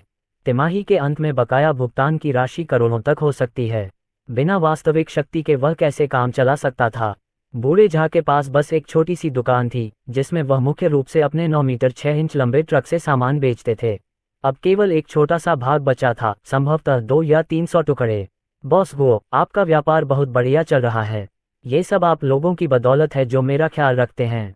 40 वर्ष की उम्र के आसपास के बुजुर्ग झा युवावस्था में हर जगह घूम चुके थे और अभी 10 साल पहले ही उन्होंने फलों का थोक व्यापार करने के लिए दिल्ली में कदम रखा था। अब उनके पास कम से कम करोड़ों की संपत्ति थी और उनके ड्यूरियन की गुणवत्ता काफी अच्छी थी। freewebnovel.com। आदित्य मेहता ने उसे लाओबाइशा सिगरेट दी। आज इसकी कीमत क्या है? आखिरी हिस्सा मैं तुम्हें 608 रुपये में दे सकता हूँ। ये सामान्य कीमत से $20 कम था और चेनपिंग बहुत संतुष्ट नहीं था। उसने मुस्कुराते हुए कहा, अगर मैं आपके ट्रक में मौजूद सभी सामान ले जाऊं तो $600 प्रति पीस कैसा रहेगा? यहाँ अभी भी 2 या 300 टुकड़े हैं, क्या तुम उन सबको संभाल सकते हो? हर साल नए साल के आसपास ड्यूरियन की कीमत बढ़ जाती है। इस बार चेनपिंग एक बड़ा दांव लगाने की उम्मीद कर रहा था। अगर यह कामयाब रहा तो उसके पास घर खरीदने के लिए जरूरी सारा पैसा होगा। बस कुछ 100 टुकड़े। मुझे यकीन है कि अगर मैं खुद को प्रेरित करूं तो मैं प्रबंधन कर सकता हूं। ठीक है, चलो सामान लाद लें। फलों के बाजार में सबसे कम कीमत पाने के लिए बचे हुए स्टॉक को साफ करना सबसे सीधा तरीका है। 4 लोगों ने मिलकर स्टॉक साफ किया और कुल 321 टुकड़े हो गए। प्रत्येक पर 600 के हिसाब से ये लगभग 1,90,000 था। आदित्य मेहता ने लेन देन को संभालने के लिए रोशनी मेहता को बुलाया। उसने पहले भी कई बार इस तरह सामान जमा किया था, लेकिन एक साथ इतना सामान कभी नहीं। यह उनका अब तक का सबसे बड़ा जुआ था। रोशनी मेहता ने लेन देन शीघ्रता से पूरा कर दिया और वृद्ध झा ने सामान को सीधे बाहरी गोदाम तक पहुंचाने में मदद की। उस स्थान पर अस्थायी किराए की व्यवस्था थी जिसे भंडारण के लिए बनाया गया था। चेनपिंग ने तुरंत बेचने की योजना नहीं बनाई थी। उनका इरादा इस बैच को 3 या 4 दिनों तक जमा करके रखने का था ताकि ड्यूरियन की कीमत में फिर से उछाल आने का इंतजार किया जा सके। फिर भी उन्होंने चलती ग्रुप चैट में पहले से ही एक संदेश भेजने का फैसला किया। युवा मार्शल, बूढ़े मेहता का लक्ष्य बड़ा है। एक ही बार में 2 लाख मूल्य के ड्यूरियन खरीद लेना। भाइयों, स्टॉक खाली करने के लिए तैयार हो जाओ। जनरल 666, कोई समस्या नहीं। कुछ दिनों में हम सभी बॉस चेन को स्टॉक स्थानांतरित करने में मदद करेंगे। गांव का फूल मेरा है। मैं पहले 30 टुकड़े लूंगा, कोई भी मेरे साथ प्रतिस्पर्धा नहीं करेगा। शेष जीवन में प्रयास करना है। मुझे 50 टुकड़े बेचने में सक्षम होना चाहिए। भाइयों का होना बहुत अच्छी बात है। ऐसा कोई तरीका नहीं था जिससे वह अकेले ही सारा स्टॉक बेच सके। सभी की मदद से यह बिल्कुल भी तनावपूर्ण नहीं होगा। 2 दिन बाद यंग मार्शल ने ग्रुप चैट में संदेश भेजा कि बाजार में ड्यूरियन का मूल्य बढ़कर $750 हो गया है। कुछ दिन और बीते और छोटे नववर्ष की पूर्व संध्या से ठीक पहले एक बर्फानी तूफान के कारण ड्यूरियन की कीमत सीधे 850 पाउंड तक बढ़ गई। चेनपिंग इतना उत्साहित था कि वह उछल कूद कर रहा था। कुछ दिनों तक सामान जमा करके वह 30 से 40 हजार का मुनाफा कमाने वाला था, और यह भी संभव था कि कोई भी अन्य व्यक्ति किसी भी स्टॉक पर अपना हाथ नहीं रख पाता। बाजार में ड्यूरियन की कीमत में उतार चढ़ाव कोई रहस्य नहीं है। हालांकि चेनपिंग ने भी यह उम्मीद नहीं की थी कि कुछ ही दिनों में कीमत इतनी बढ़ जाएगी। लिटिल न्यू ईयर की पूर्व संध्या पर उसने तुरंत अपना सामान ले जाना शुरू कर दिया। मूविंग ग्रुप चैट में 6 लोग 6 3 पहिया बाइक के साथ आए। सभी ने उसे अपना सामान बेचने में मदद की। अध्याय 7, खुशी खुशी नई कार पाना। छोटे नववर्ष को 3 दिन बीत चुके थे। आदित्य मेहता ने घर में स्टीरियो चालू कर दिया और वह और लिटिल अनन एक साथ ट्विस्ट डांस करने लगे। छोटी अनन इतनी बदसूरत तरीके से मुड़ी हुई थी, वह उससे बिल्कुल भी नहीं दिखती थी, जो स्क्वायर डांसिंग के लिए प्रतिभा से भरा था। इन दिनों में उसने 300 से अधिक डब्बों ड्यूरियन को जमा करके अच्छा खासा मुनाफा कमाया था। यदि गोल्डन फिंगर न होती तो वह पहले कभी ऐसा जुआ खेलने की हिम्मत न कर पाता। लेकिन अब हालात अलग थे, यादृच्छिक रूप से दोगुना होना बहुत दुस्साहपूर्ण था। डिंग, होस्ट ने 7 दिनों में 92,000 की आय अर्जित की है। क्या आप एक यादृच्छिक दोहरीकरण खोलना चाहेंगे? उन्हें हाल ही में पता चला था कि गोल्डन फिंगर से आय को स्टैक भी किया जा सकता है, अर्थात संचयी रूप से गणना की जा सकती है। छोटी रकम से अब उसे संतुष्टि नहीं मिलती थी। उसने एक बार भी पैसा निकालने से पहले 1 सप्ताह की कमाई जमा करने की योजना बनाई। सक्रिय करें। 2 सुनहरे पासे फिर से प्रकट हुए, और यदि सबसे छोटा पासा भी फेंका जाता तो उसके पास मकान खरीदने के लिए अग्रिम भुगतान के लिए पर्याप्त धनराशि होती। हालांकि आदित्य मेहता अभी भी अधिकतम 10 गुना तक पहुंचने के बारे में कल्पना कर रहे थे, फिर वह इसे एक बार में चुका सकते थे। पहला पासा थोड़ा छोटा था, जिससे निराशाजनक रूप से 2 अंक आए। दूसरा पासा 5 के पास डगमगाया, लेकिन अंततः सबसे छोटी संख्या 1 पर आकर रुका। 3 गुना यादृच्छिक वृद्धि प्राप्त करने पर मेजबान को बधाई। डिंग, आपके फोन पे खाते में 27,600 रुपये जमा हो गए हैं, जिसमें 27,650 रुपये शेष हैं। उफ, बहुत अच्छी किस्मत तो नहीं है, लेकिन फिर भी अप्रत्याशित लाभ है। मूलतः वह उन ड्यूरियन से अधिक धन कमा सकते थे, क्योंकि जब उन्होंने पहली बार स्टॉक खरीदा था तो मूविंग ग्रुप के कुछ लोगों ने बिना शर्त उनका समर्थन किया था। फिर भी उन्होंने उन्हें छूट की पेशकश की, जो बाजार मूल्य से प्रति बॉक्स 100 रुपये कम थी। संक्षेप में कहें तो इस दौरान सभी ने उसके साथ मिलकर अच्छी खासी कमाई कर ली थी। किसी ने कम से कम 20,000 से अधिक की कमाई की, जो एक अच्छे नववर्ष के लिए पर्याप्त थी। आदित्य मेहता छोटी अनन को उसकी मां को काम से लाने के लिए ले गए, क्योंकि आज काम पर उसका आखिरी दिन था। वह कल से अपने नववर्ष की छुट्टियां शुरू करेंगी, लगभग 10 दिन की छुट्टी। लालटेन महोत्सव के बाद वार्षिक बैठक निर्धारित है। रोशनी मेहता और डू हुआन आखिरकार एक साथ छुट्टी पर निकले। दोनों के चेहरे पर खुशी की मुस्कान थी। यांगसी, तुम्हारे पति हर दिन इतने समय के पाबंद हैं। रोशनी मेहता ने हल्के से हंसते हुए कहा, मैंने उससे कहा था कि मुझे लेने मत आओ, लेकिन वह कभी सुनता ही नहीं।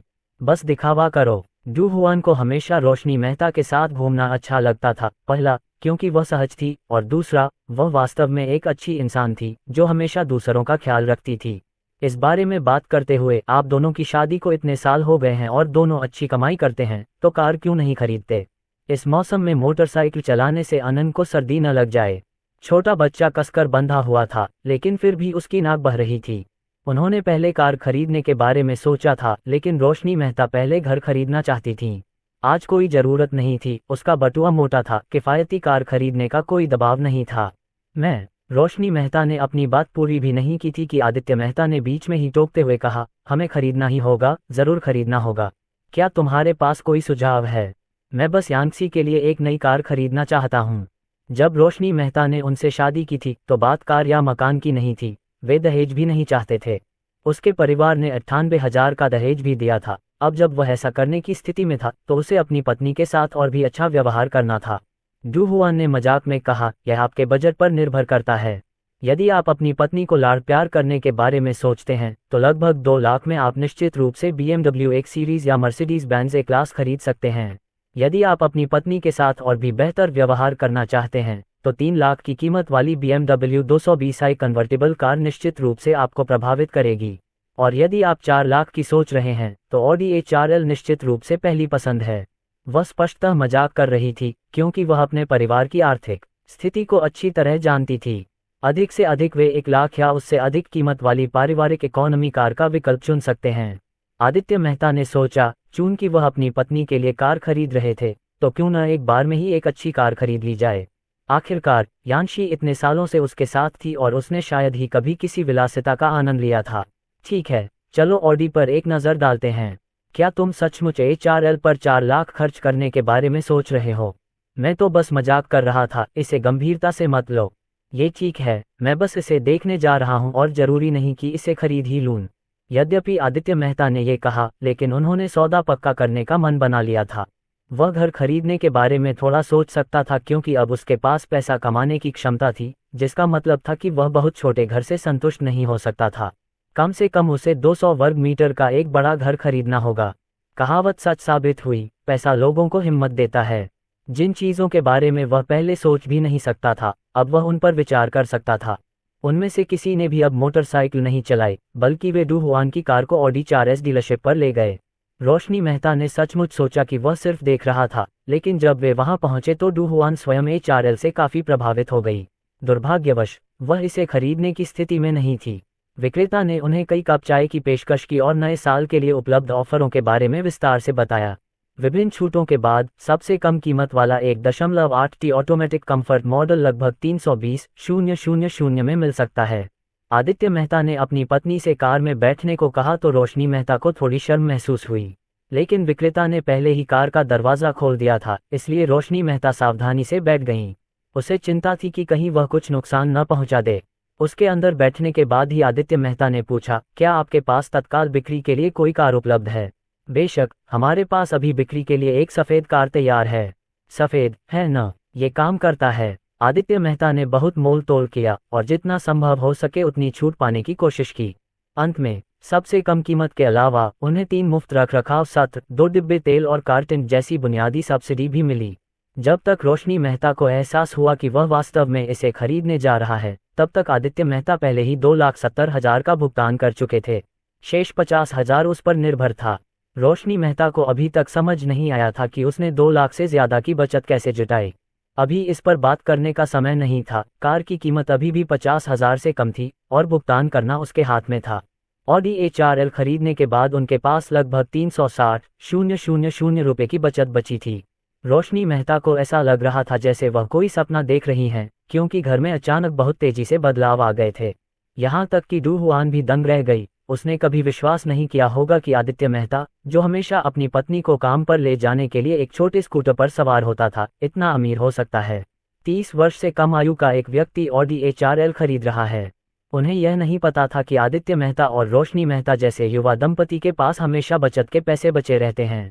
उन्हें हर चीज़ के लिए खुद पर ही निर्भर रहना पड़ता था और जाहिर है कि वे अपने माता पिता की मदद के बिना खर्च नहीं कर सकते थे। समय के साथ इससे उनके गरीब होने की प्रबल धारणा बन गई। किसने सोचा होगा कि एक बार जब उन्होंने कोई कदम उठाया तो वे स्वयं मूर्ख बन जाएंगे। बेशक डू हुआन यांग दान की तरह नहीं थी, उसके पास ईर्ष्या करने जैसा कुछ भी नहीं था। वह बस क्षण भर के लिए अनेक विचारों से भरी हुई थी। मैं तुम्हें बता रहा हूँ चेन, पता चला कि तुम्हारे पास पैसे नहीं हैं, तुम्हें बस पैसा खर्च करना पसंद नहीं है। मेरे पति हमेशा से ही अच्छे कमाने वाले रहे हैं, बस आप सबने हमेशा उनके पेशे को नीची नज़र से देखा है। चलो, मैं नहीं, वह यांग दान होगा। डू हुआन ने मुस्कुराते हुए कहा, अब जब तुम्हारे पास ऑडी है तो मैं देखना चाहता हूं कि जब तुम उसे चलाकर उसके पास जाओगे तो वह क्या कहेगी। मैंने हमेशा सोचा है कि चेन महान है, खासकर वह तुम्हारे प्रति कितना सच्चा है। रोशनी मेहता दिल से मुस्कुराई। उन्हें लगा कि यह वाकई अद्भुत था। धीरे धीरे कोई भी उसके पति को नीची नज़र से नहीं देखेगा या उसे सड़क पर डूरियन बेचने वाला कहकर उसका मजाक नहीं उड़ाएगा।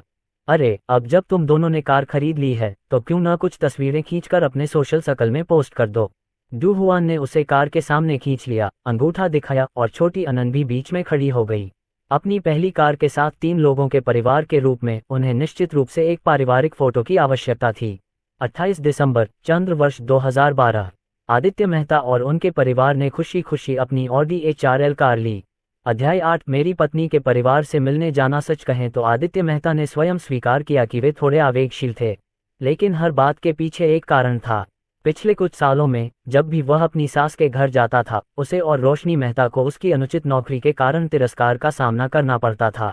नए साल में केवल 2 दिन शेष रह गए थे, इसलिए वह अपनी पत्नी को दिखाने के लिए एक अच्छी कार खरीदना चाहता था। वास्तव में आदित्य मेहता ऐसे व्यक्ति थे जिन पर जीवन भर भरोसा किया जा सकता था। बाकी बातों का वह बाद में निपटारा करेंगे। रोशनी मेहता को काफी समय पहले ही ड्राइविंग लाइसेंस मिल गया था, लेकिन वह बहुत कम ही गाड़ी चलाती थी और बहुत कुशल भी नहीं थी। वह सड़क पर 30 गज की कछुए जैसी गति से गाड़ी चलाती थी। छोटी अनन उससे भी अधिक उत्साहित थी। वह पीछे की सीट पर लगातार छटपटा रही थी। उसके लगभग गिर चुके दूध के दांत लगातार मुस्कुराहट में चमक रहे थे। वह अपने पिता की बांह खींचती रही और उनसे सवाल पूछती रही कि यह किस लिए है, इससे क्या होगा, क्या बड़ी कार कार्टून या कुछ और चला सकती है। इसकी व्यवस्था तो करनी ही थी। उसने नए साल पर उसे एक छोटा आईपैड खरीदने की योजना बनाई थी। पति, आपके पास फिर से 10,000 कैसे हो गए? थोड़ा सा समायोजन करने और तनाव कम महसूस करने के बाद रोशनी मेहता ने अंततः वह प्रश्न बोल दिया जो काफी समय से उनके मन में था। बेशक, मैंने इसे ड्यूरियन बेचकर कमाया है। आदित्य मेहता ने कहा, आप यकीन नहीं करेंगे, मैंने $1,90,000 खर्च करके स्टॉक कर लिया। अगले दिन बर्फबारी शुरू हो गई। ड्यूरियन का आयात नहीं किया जा सकता था, इसलिए उनकी कीमतें स्वाभाविक रूप से आसमान छू गईं। मैंने बस थोड़ा और कमाने के लिए उस अवसर का लाभ उठाया। रोशनी मेहता के पास उस पर शक करने का कोई कारण नहीं था। स्वाभाविक रूप से वह खुश थी कि उसका पति पैसा कमा सकता है। अगर तुमने सारा पैसा कार पर खर्च कर दिया तो घर का क्या होगा? हमें इसमें जल्दबाजी करने की जरूरत नहीं है। अनआन अगले जून के बाद ही पहली कक्षा शुरू करेगा। आदित्य मेहता ने अपनी नन्ही बेटी को गोद में लेते हुए कहा, मैं सोच रहा था कि चूंकि हम घर खरीदने जा रहे हैं तो एक बड़ा घर भी खरीद लेते हैं। अगले साल जब मेरी आमदनी स्थिर हो जाएगी तो शायद हम दूसरा बच्चा भी पैदा कर सकें। क्या आप दूसरा बच्चा पैदा करने की सोच रहे हैं? रोशनी मेहता को इस पर कोई आपत्ति नहीं थी। अगर परिवार इतना खर्च वहन कर सकता था तो सिर्फ एक बच्चा रखना वाकई बहुत कम था। पहले तो उसने इस पर विचार करने का साहस नहीं किया था, लेकिन अब निश्चित रूप से इस पर अधिक गंभीरता से विचार किया जा सकता है। जब वे घर पहुंचे तो उनके बचपन के दोस्त यंग मार्शल ने विशेष रूप से बड़े पटाखों की एक माला खरीदी थी। उन्होंने नई कार पर लाल रिबन भी बांधा और लगातार आतिशबाजी भी की। बेशक लाल लिफाफे भी जरूरी थे। यदि यह ग्रामीण क्षेत्र में होता तो ऑडी HRL खरीदना निश्चित रूप से बड़ी खबर होती। फिर भी दिल्ली में यह कोई विशेष बात नहीं थी। आदित्य मेहता ने अगले 3 महीनों के भीतर घर की स्थिति को सुधारने की योजना बनाई, क्योंकि नए साल के बाद ड्यूरियन की बिक्री अच्छी नहीं होगी। उन्हें आय के अन्य स्रोतों के बारे में भी सोचना था। नए साल की पूर्व संध्या से एक दिन पहले सोनल शर्मा अभी भी सहपाठियों से मिलने में व्यस्त थीं। वह रोशनी मेहता से सिर्फ 2 साल छोटी थीं। अपनी बड़ी बहन के विपरीत, जिसका पालन पोषण उनके दादा दादी ने किया था, उनका पालन पोषण अलग था। जब वह मिडिल स्कूल में थी तब उसे दिल्ली वापस लाया गया था। लंबे समय तक दिल्ली में अपने माता पिता के साथ रहने के कारण स्वाभाविक रूप से उनमें श्रेष्ठता की भावना विकसित हो गई। उनका परिवार दिल्ली में मध्यम वर्ग का माना जाता था। उनकी मां दिल्ली की मूल निवासी थी, लेकिन उनके पिता नहीं थे। पुरानी पीढ़ी से मिले सहयोग से उसके माता पिता विशाल दिल्ली में बस गए और अपना घर बना लिया। उनका अपार्टमेंट बड़ा नहीं था, 3 बेडरूम वाला हॉल, कुल मिलाकर 120 वर्ग मीटर का। यदि आप साझा स्थानों को छोड़ दें तो ये लगभग 100 वर्ग मीटर ही होगा। सोनल शर्मा का अपने विदेशी बहनोई के प्रति तिरस्कार मुख्य रूप से दिल्ली के लोगों में व्याप्त श्रेष्ठता की भावना के कारण था। उनकी नज़र में विदेशी लोग स्वाभाविक रूप से हीन थे। इसके अलावा उसके बहनोई की नौकरी भी बहुत शर्मनाक थी। ये सोचना कि अगर वह एक प्रसिद्ध स्टार बन गई और लोगों को पता चला कि उसका बहनोई सड़क पर डूरियन बेचता है तो यह उसकी प्रतिष्ठा पर एक धब्बा होगा। इसीलिए वह अपनी बहन पर तलाक लेने के लिए दबाव डाल रही थी। अरे छोटी वो, तुम्हें अपनी बहन के मोमेंट्स पर एक नज़र डालनी चाहिए। उसके क्षणों में देखने लायक क्या है? या तो वह अपने पति को दिखा रही है या फिर छोटी अनन को। सोनल शर्मा को लगता था कि उनकी बहन लंबे समय तक ग्रामीण इलाकों में रहने के कारण पूरी तरह से प्रांतीय हो गई थी, जहां उसने उन सांसारिक आदतों को बढ़ावा दिया था। बिल्कुल भी उसकी तरह नहीं। वह उच्च श्रेणी के रेस्तरां या दोपहर की चाय का प्रदर्शन करती थी। आपकी बहन ने एक कार खरीदी है। मिस्टर सौंग आदित्य मेहता को काफी पसंद करते थे, लेकिन दुर्भाग्यवश उनके घर में उनकी राय का कोई महत्व नहीं था। पारिवारिक स्थिति पर दिल्ली परिवार की श्रीमती सौंग का नियंत्रण था। वह किस तरह की कार खरीद सकती है? सोनल शर्मा को कोई चिंता नहीं थी। जब उन्होंने फोटो खोलने के लिए क्लिक किया तो पता चला कि यह वही छोटी ऑडी थी जो उन्हें पसंद थी। वह एक थप्पड़ से उठ बैठी। अजीब बात है, यह मेरी बहन नहीं हो सकती जो किसी और की कार का उपयोग करके फोटो खींच रही हो, है ना? freewebensigmawell.com। तुम्हें लगता है कि तुम्हारी बहन तुम्हारी तरह है? श्री सोंग ने चिढ़कर कहा। पिंगशेंग बहुत मेहनती है। उसने बहुत पहले ही कार खरीदने के लिए पर्याप्त पैसे बचा लिए थे। अब उसके द्वारा ऑडी HR खरीदने में कोई अजीब बात नहीं है। तो फिर उसने निश्चित रूप से 20 से 30% का अग्रिम भुगतान किया होगा।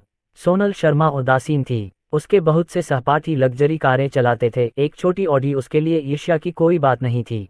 एक बार जब वह बड़ी स्टार बन गईं, तो एक फिल्म की शूटिंग से उन्हें कई छोटी ऑडी कारें मिल गईं। तुम्हारी बहन जल्द ही घर आ जाएगी। अपना व्यवहार थोड़ा नर्म करो और अपने बहनोई के साथ विनम्र रहो। उनके लिए भी यह आसान नहीं है। श्री सोंग ने विनम्रतापूर्वक सलाह दी। सोनल शर्मा ने अपने होंठ सिकोड़ लिए और उनकी बात नहीं सुनी। एक स्ट्रीट वेंडर जो ड्यूरियन बेच रहा था उसके सम्मान का हकदार नहीं था। मुख्य मुद्दा यह था कि उसका जिक्र करना शर्मनाक था। उसके लिए इस बारे में बात करना भी मुश्किल था। परिवार ने नए साल के स्वागत के लिए मेज पर रखे बर्तन और व्यंजन तैयार कर लिए ताकि अगले दिन मिलकर उसका स्वागत किया जा सके। इस बार आदित्य मेहता कई उपहार लेकर आए। बीजिंग सिगरेट के 2 लाल पैकेट और फ्लाइंग फेरी मुताई शराब की एक जोड़ी। इसके अलावा 2 बड़े ड्यूरियन भी। वह अपने परिवार को सुबह 8 बजे ही लेकर आ गया था। मिस्टर सौंग ने पहले से ही पुनर्मिलन रात्रिभोज की पूरी मेज तैयार कर रखी थी। पिंगशेंग, तुम फिर इतने सारे उपहार क्यों लाए? दोनों परिवारों के बीच वास्तव में बहुत ज्यादा अंतर नहीं था, लेकिन आदित्य मेहता कभी भी नए साल या त्योहारों के अलावा उनसे मिलने नहीं आते थे, क्योंकि उनकी भाभियां और श्रीमती सोंग कभी भी उनकी ओर ठीक से नहीं देखती थीं। केवल मिस्टर सोंग ही उन्हें सही मायने में दामाद मानते थे। ये तो बस छोटे छोटे उपहार हैं, इनका कोई खास मूल्य नहीं है। वह सामाजिक शिष्टाचार में विश्वास नहीं रखते थे तथा बहुत अधिक विनम्र बातचीत भी नहीं करते थे। मिस्टर सोंग ने उसे अपने पास बैठने का इशारा किया। जैसे ही वह अंदर आया, मिसेज सोंग ने उसकी तरफ आंखें घुमाईं। वह अपनी बेटी से बात करने चली गई। बहन, मैंने सुना है कि आपने एक कार खरीदी है। अग्रिम भुगतान कितना था? सोनल शर्मा की देखभाल उनकी बहन ने की थी, जो ग्रामीण इलाकों में पली बढ़ी थी, लेकिन राजधानी आने के बाद उनमें काफी बदलाव आ गया। कितना अग्रिम भुगतान? आपके बहनोई ने पूरा भुगतान कर दिया। चाहे जब भी या जहां भी, रोशनी मेहता हमेशा अपने पति के पक्ष में बोलती थीं। सोनल शर्मा ने थोड़ा सा भौहें सिकुड़ी। पूरी तरह से अविश्वास करते हुए, वह ऑडी के लिए पूरा भुगतान कर सकता है। इसमें आश्चर्य की क्या बात है? आपके जीजा की आय कम नहीं है। यदि नया साल न होता तो सोनल शर्मा निश्चित रूप से इस बात पर जोर देती कि वह वास्तव में उनके देवर नहीं हैं। अंदर ही अंदर उसने कभी भी उसे इस रूप में स्वीकार नहीं किया था। बेटी, तुमने माँ से झूठ नहीं बोला है न? क्या उन्होंने सचमुच इसे खरीदने में तुम्हारी मदद करने के लिए पूरा पैसा चुकाया था? पूरा भुगतान करना और किश्तों में खरीदना बहुत बड़ा अंतर पैदा करता है, और श्रीमती सोंग इस बात की पुष्टि किए बिना नहीं रह सकीं। माँ ने झूठ नहीं बोला है, पिताजी ने सचमुच पूरा पैसा खरीदा है। छोटी अनन ने अपना छोटा सा मुंह फुलाते हुए जवाब दिया। हालांकि वह छोटी थी, लेकिन वह अपने पिता के पक्ष में बोलना भी जानती थी। श्रीमती सोंग ने झल्लाते हुए कहा, इतने सालों तक उसके साथ रहने के बाद उसने आखिरकार कुछ सार्थक किया। लेकिन अब जब तुमने अपना सारा पैसा कार पर खर्च कर दिया है, तो घर के बारे में क्या? तुम राजधानी में हमेशा किराए पर तो नहीं रह सकते, है न? बिल्कुल नहीं। रोशनी मेहता को घर आना इसलिए पसंद नहीं था क्योंकि उसकी बहन और मिसेज सोंग आदित्य मेहता के प्रति बहुत ज्यादा अरुचिकर थीं। चाहे वह कुछ भी करे, फिर भी वे उसे नीची नज़र से देखते थे। इस बार उसने सारी बात साफ साफ कह दी। माँ, मैं जानती हूँ कि आपने हमेशा पिंगशेंग को नीची नज़र से देखा है, लेकिन जब से वह राजधानी आया है, तब से आपने उसे देखा है। क्या वह कभी आलसी रहा है? कभी नहीं, है न? उस उम्र के किसी व्यक्ति के लिए अकेले रहना, माता पिता पर निर्भर न रहना तथा घर और कार खरीदते हुए परिवार का भरण पोषण करना, ये पहले से ही काफी कठिन है। अब उसने मेरे लिए एक कार खरीद ली है और तुम अभी भी उसे पूर्वाग्रह से देखते हो। तुम बस इस बात से चिंतित हो कि वह राजधानी में एक घर नहीं खरीद सकता। भले ही हम हमेशा के लिए किराए पर ही रहें, फिर भी हमारा जीवन इतना बुरा नहीं होगा, है न? आखिरकार तुम्हारी बेटी के बैंक खाते में अभी भी लाखों रुपए हैं। ये सब इसलिए है क्योंकि पिंगशेंग ने बाहर रहकर इस मुकाम को हासिल करने के लिए बहुत मेहनत की है। आप उससे और क्या चाहते हैं? जैसे ही वह बोली, उसकी आंखों से फिर आंसू बहने लगे। ये कुछ और नहीं था, बस यह एहसास था कि उसके साथ अन्याय हुआ है, उसका परिवार उसे नहीं समझ रहा है। मत रो माँ। छोटी अनान का व्यवहार बहुत अच्छा था और उसने तुरंत उसे एक टिश्यू दिया। अध्याय 9 नया साल आता है। उफ। ऑडी के लिए पूरा भुगतान करने के बाद भी कई लाख की बचत है। ये जानकर श्रीमती सोंग को सचमुच आश्चर्य हुआ कि आदित्य मेहता की उम्र अभी 30 भी नहीं हुई है। शादी के बाद से उनके परिवार ने एक भी पैसा दान नहीं किया है। उन्होंने ही अपने पैसों से अपने परिवार के लिए एक बड़ा मकान बनवाया, उसके बाद शादी और बच्चे पैदा किए, जिनमें से प्रत्येक खर्च बहुत बड़ा था। सच कहूँ तो अगर उनके पास दिल्ली का रजिस्ट्रेशन होता तो वह वाकई बहुत अच्छे होते।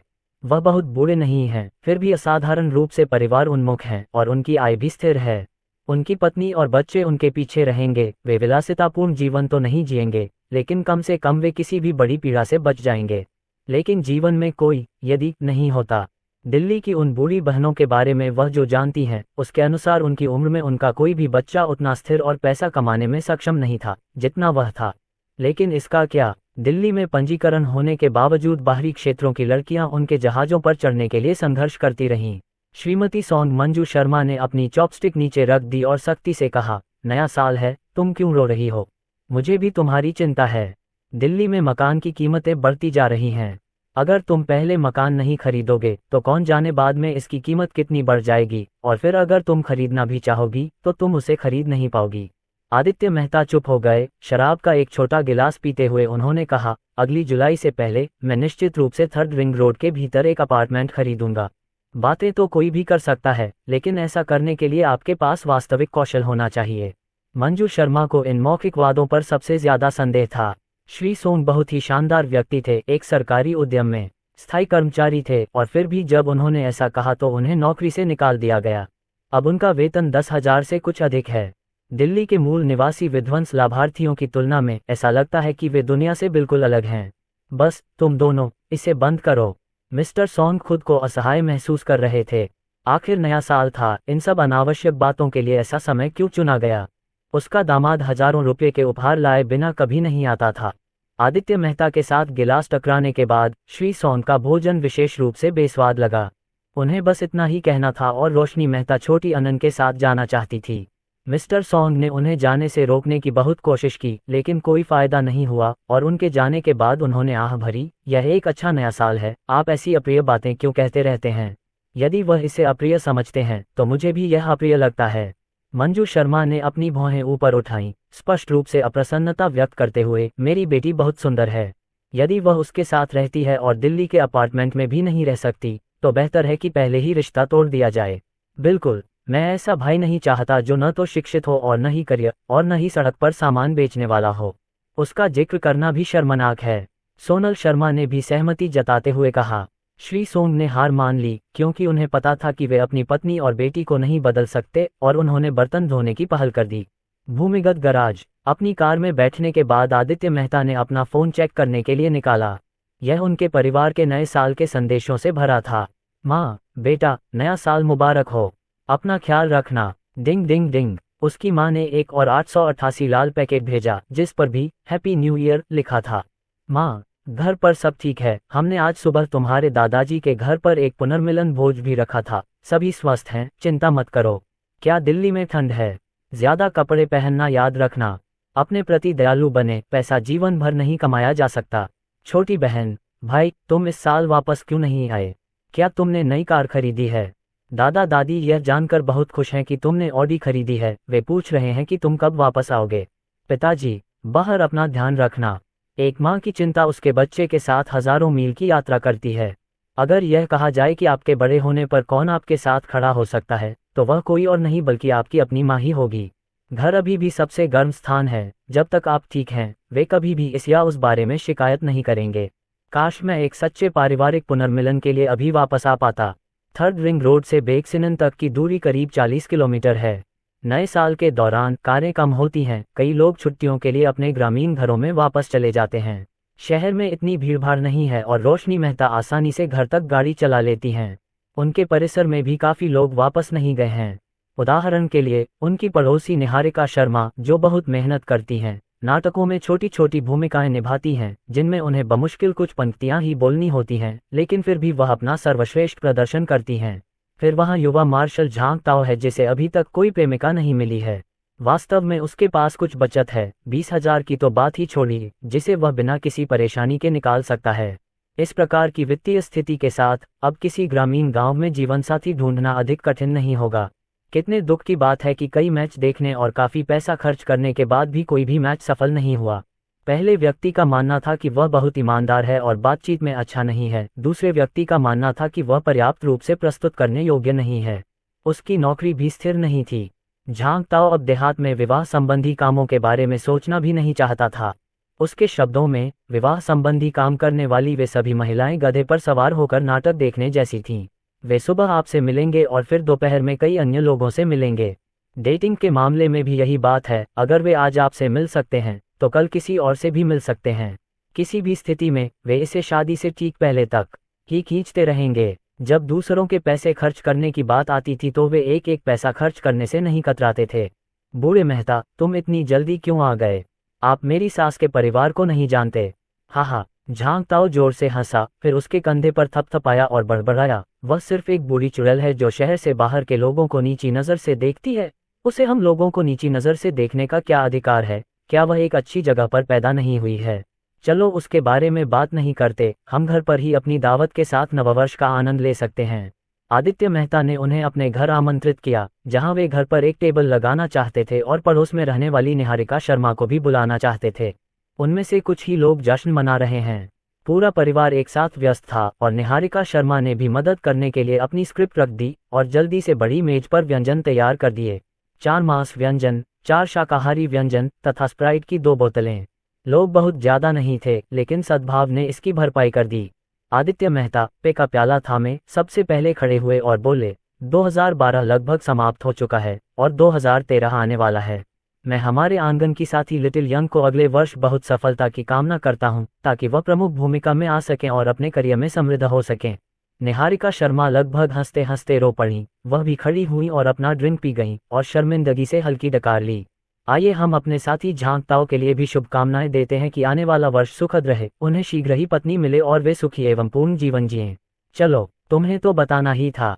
झांग ताओ ने खड़े होकर उसे खींचा। भाई, मैं भी आने वाले वर्ष में आपके लिए वित्तीय समृद्धि की कामना करता हूं, ताकि आप जल्द ही एक बड़ा घर खरीद सकें। ठीक है, मैं भी चेन को 1 साल तक भरपूर धन संपत्ति की कामना करता हूं, ताकि वह एक बड़ा विला खरीद सके। निहारिका शर्मा ने एक और बड़ा कप पी लिया, लेकिन आदित्य मेहता ने हंसते हुए कहा, आप बहुत ज्यादा बड़ा चढ़ाकर बता रहे हैं। मैं दिल्ली में एक बड़े विला के बारे में सोचने की भी हिम्मत नहीं करता। अगर मैं 200 वर्ग मीटर का एक विला खरीद सकता हूं, तो मुझे लगेगा कि मेरा जीवन व्यर्थ नहीं गया। झांग ताओ, बूढ़े मेहता, आप महत्वाकांक्षाहीन हो रहे हैं। मिस्टर मा सही थे, लोगों को सपने देखने की जरूरत होती है, अन्यथा उनमें और नमकीन मछली में क्या अंतर है। 2012 में श्री मा के कथन पूरे नेट पर फैल रहे थे। सड़क पर विक्रेता होने के बावजूद वे श्री मा को एक उद्यमी आदर्श मानते थे। आदित्य मेहता ने उनके वीडियो और भाषण कई बार देखे थे। ये सही है, हमें एक बड़ा विला खरीदना चाहिए। ये कथन कुछ हद तक जिद्दी था, जैसे कि वह खुद से बात कर रहा हो, लेकिन आदित्य मेहता को पता था कि यह निहारिका शर्मा खुद से बात कर रही थी। वह नायक बनने के लिए दृढ़ थी। जीवन चलता रहता है, दिन धीरे धीरे गुजरते रहते हैं। कोई नहीं जानता कि कल क्या होगा, लेकिन कम से कम आज सभी ने एक साथ मिलकर आनंदपूर्वक नववर्ष मनाया। दोपहर में रोशनी मेहता सभी को सैनलिटन ले गईं। हालांकि कई जगहें बंद थीं, लेकिन मॉल बंद नहीं थे। वर्ष 2012 के अंतिम दिन भी वह अपनी पत्नी और बेटी के लिए कुछ नए साल के उपहार खरीदना चाहते थे। रोशनी मेहता खाली हाथ लौटी, इसलिए आदित्य मेहता ने उनके लिए सफ़ेद पट्टा और नीले डायल वाली लॉन्गिनेस एलिगेंस क्वार्ट्ज घड़ी खरीद दी। कीमत थी 12,800। बदले में रोशनी मेहता ने उन्हें सफ़ेद स्टील बैंड वाली एक लॉन्गिनेस स्पोर्ट्स घड़ी खरीद कर दी। कीमत 17,000 थी। इस बार दोनों में से किसी ने भी पैसे बचाने की बात नहीं कही, क्योंकि ऐसी घड़ियां जीवन भर पहनी जा सकती हैं। यह एक दूसरे के प्रति उनकी प्रतिबद्धता का भी संयुक्त प्रमाण था। निहारिका शर्मा ने उन्हें काफी देर तक देखा। वह एक खरीदना चाहती थीं, लेकिन पैसे खर्च करने में अनिच्छुक थीं। उस समय उन्हें इसकी जानकारी नहीं थी। किसी ने भी नहीं सोचा होगा कि ये देहाती सी दिखने वाली छोटी सी भूमिका वाली अभिनेत्री अंततः उनकी सुंदरता की वैश्विक राजदूत बन जाएगी। जीवन सचमुच आश्चर्यों से भरा है। देर शाम आदित्य मेहता ने लिटिल आनंद के लिए लंबे समय से प्रतीक्षित आईपैड खरीदा। उन्होंने अपने लिए 4,000 रुपये से अधिक की लागत से एक लैपटॉप खरीदा। उसे घर पर जानकारी प्राप्त करने के लिए इसकी आवश्यकता थी। जहां तक कपड़ों का सवाल है, रोशनी मेहता ने जोर देकर कहा कि वे महंगे कपड़े नहीं खरीदेंगे। इस खरीदारी यात्रा के बाद उन्होंने कुल मिलाकर 40,000 से अधिक खर्च कर दिए थे। 1 साल की कड़ी मेहनत के बाद क्या उद्देश्य सिर्फ नए साल पर कुछ दिन खुलकर मौज मस्ती करना नहीं था। अध्याय 10 अवसादित्य मेहता शाम 6 बजे घर पहुंचे। रोशनी मेहता नए साल की पूर्व संध्या के भोजन की तैयारी में व्यस्त थी, क्योंकि परिवार बाद में भोजन के लिए इकट्ठा होने वाला था। छोटी अनन अपना छोटा सा टैबलेट पकड़े बाहर चली गई। उसे अपने आसपास के लोगों की कोई परवाह नहीं थी। उसके हाथ में टैबलेट थी और खेलने के लिए बहुत कुछ था, इसलिए उसे पुकारना व्यर्थ था। इस बीच आदित्य मेहता अपना नया खरीदा हुआ लैपटॉप अपने कमरे में ले गए, ईथरनेट केबल लगाया और उसे चालू कर दिया। घर लौटते समय उसके दिमाग में एक गंभीर मुद्दा ही घूमता रहा। अपनी वर्तमान आय से गोल्डन फिंगर के यादृच्छिक गुणकों को छोड़कर वह एक वर्ष में 250 से 3 लाख तक कमा सकता था। सड़क पर डूरियन बेचना और विभिन्न छोटे मोटे काम करना, यही तो हद थी। यदि यादृच्छिक गुणकों को शामिल किया जाए तो औसत निकालने पर वह प्रति वर्ष लगभग 1.2 से 1.5 मिलियन कमा सकते हैं। प्रतिभा से भरपूर दिल्ली में भी यह निश्चित रूप से कम आय नहीं थी, निश्चित रूप से उच्च आय वर्ग का हिस्सा। लेकिन आदित्य मेहता को लगा कि यदि वह 6 महीने में 200 वर्ग मीटर का मकान खरीदना चाहते हैं तो यह अभी भी पर्याप्त नहीं है। तीसरे रिंग के भीतर पूर्ण भुगतान के लिए लगभग 6 मिलियन की लागत आएगी, जिसके लिए 1.8 मिलियन का अग्रिम भुगतान करना होगा। उनकी वर्तमान बचत 3 लाख से कुछ अधिक थी, जिसका अर्थ था कि उन्हें अगले 6 माह में 1.5 लाख और बचाने की आवश्यकता थी। ये निस्संदेह बहुत तनावपूर्ण था, खासकर इसलिए क्योंकि नए साल के बाद ड्यूरियन को बेचना इतना आसान नहीं था। 10 दिन में 80-90 हज़ार कमाने की कोई संभावना नहीं थी, जैसा कि उसने नए साल के जश्न के दौरान किया था। ऐसा लग रहा था कि उसे पैसा कमाने के और अधिक अवसर तलाशने होंगे। दरअसल अगर वह बड़ा घर खरीदते तो अपनी छोटी बहन और माता पिता को भी दिल्ली में रहने के लिए लाना चाहते थे। ऑनलाइन जांच करने पर पता चला कि लगभग सभी बड़े बड़े लोग मोबाइल इंटरनेट युग के आगमन की बात कर रहे थे। सबसे अच्छा व्यवसाय तो ये होगा कि इसे लोगों के मोबाइल फोन में शामिल किया जाए। तर्क को समझना कठिन नहीं था, लेकिन उसके पास क्षमता की कमी थी। वर्तमान इंटरनेट दिग्गज कंपनियां बैट मोबाइल टर्मिनलों पर कब्जा करने के लिए लगभग एक दूसरे के गले पर सवार थीं। प्रत्येक निवेश आसानी से दसियों या सैकड़ों अरबों तक पहुंच गया। भोजन वितरण, साझा साइकिलें तथा किसी भी नए चलन का उदय बड़े लाभ की बात थी। ये भयंकर सब्सिडी बाजार में हिस्सेदारी हथियाने के लिए दी गई थी। ये सभी चीजें उनकी वर्तमान पहुंच से बाहर थीं। वे इस बात का इंतजार कर रहे थे कि चलते चलते उन्हें क्या अवसर मिलेंगे। लैपटॉप कितना उपयोगी है, ये जानने के बाद आदित्य मेहता पकौड़े बनाने निकल पड़े। बहरहाल वे नए साल के बीत जाने के बाद इन मुद्दों पर विचार करेंगे। नए साल की पूर्व संध्या पर रात्रि भोज के बाद सभी ने एक साथ वसंत उत्सव का आनंद लिया। 2012 में श्वेता अय्यर पैलेस श्रृंखला के माध्यम से शीर्ष स्तर की स्टारडम तक पहुंच गईं। लियू शिशी ने अपना क्लासिक नाटक स्कारलेट हॉट भी सफलतापूर्वक बनाया। इसके ठीक पीछे तांग्यान और अन्य लोग थे तथा 50-100 फूलों में से 3 अब अपनी जगह पर थे। जिसमें सबसे अधिक अभिनय प्रतिभा थी वह अभी भी उनके साथ एक सस्ते घर में रह रहा था तथा नए साल की पूर्व संध्या पर सबसे साधारण और हृदय को छू लेने वाला भोजन साझा कर रहा था। नए साल के पहले दिन आदित्य मेहता कहीं नहीं गए बल्कि अपनी पत्नी और बच्चे के साथ टीवी देखने के लिए घर पर ही रहे। इस दिन घर से बाहर न निकलने और बाहर कूड़ा न झाड़ने की प्रथा थी, क्योंकि ऐसा माना जाता था कि इससे वर्ष भर की वित्तीय स्थिति प्रभावित होती है। दूसरे दिन गर्म सर्दियों का सूरज आया और वह और झांग ताऊ तिपहिया साइकिल पर सवार होकर डुरियन बेचने निकल पड़े। जब वह पूरे दिन बेचने के बाद घर लौटा तो उसकी आय में काफी गिरावट आ चुकी थी तथा नए साल के बाद का कारोबार और भी खराब हो गया था। हालांकि शुद्ध आय अभी भी लगभग 1000 थी। रोशनी मेहता दिन में लिटिल अनन को ग्रेट इंपीरियल पैलेस ले गई थी और चूंकि परिवार ने अभी अभी एक कार खरीदी थी और छोटा बेटा पहले कभी वहां नहीं गया था, इसलिए छुट्टियों के दौरान कम भीड़ भाड़ के समय वहां जाने का ये सही समय था। वह छोटा लड़का बहुत उत्साहित था और घर पहुंचते ही लगातार बातें करने लगा। पति जी, मैंने परिसर में लोगों को ये कहते हुए कैसे सुना कि नया बड़ा फल सुपरमार्केट स्थानांतरित होने वाला है। उनसे कुछ ही दूरी पर एक पुराना आवासीय क्षेत्र था जिसमें लगभग 2 से 3 हजार परिवार रहते थे और चूंकि वहां बहुत अधिक निवासी थे इसलिए समुदाय में खुदरा स्थानों की बहुत मांग थी। नए खुले फल स्टोर के पास पैसे की कमी नहीं थी। उन्होंने 4 सर्वोत्तम खुदरा दुकानों पर कब्जा कर लिया और उन सभी को मिलाकर केवल फल बेचने लगे। जब ये पहली बार खुला था, आदित्य मेहता ने अक्सर छोटे फल विक्रेताओं को ये कहते सुना था कि निवेश 10 लाख से कम नहीं हो सकता। उन्हें आश्चर्य हुआ कि 3 महीने भी नहीं हुए थे और इसके बंद होने की अफवाहें फैलने लगी थीं। दरअसल आदित्य मेहता के लिए यह बिल्कुल भी अजीब नहीं था। वर्षों तक ड्यूरियन बेचने के दौरान उन्होंने देखा था कि कई बाहरी लोग सोचते थे कि फल बेचना एक लाभदायक व्यवसाय है। कई लोग बिना कुछ समझे ही कूद पड़े और फिर वे पूरी तरह नंगे होकर भाग गए। उन्होंने वास्तव में नई दुकान खुलने पर उसका दौरा किया था और वास्तव में उनकी सजावट उस क्षेत्र में सबसे अच्छी थी। निवेशक संभवतः दूसरी पीढ़ी का था। परिवार के पास कुछ पैसा तो था लेकिन बहुत ज्यादा नहीं। आप इसके बारे में पहले से ही जानते हैं। ऐसा लगता है कि वे वास्तव में आगे नहीं बढ़ सकते। रोशनी मेहता ने उनके लिए 1 कप गर्म चाय बनाई। उनके पति ने जूनियर वर्ष में ही पैसे कमाना शुरू कर दिया था और जब वे घर आए तो उन्होंने स्वाभाविक रूप से एक अच्छी पत्नी की जिम्मेदारियां संभाल लीं। लेकिन उसके पास अभी भी कुछ अन्य विचार थे।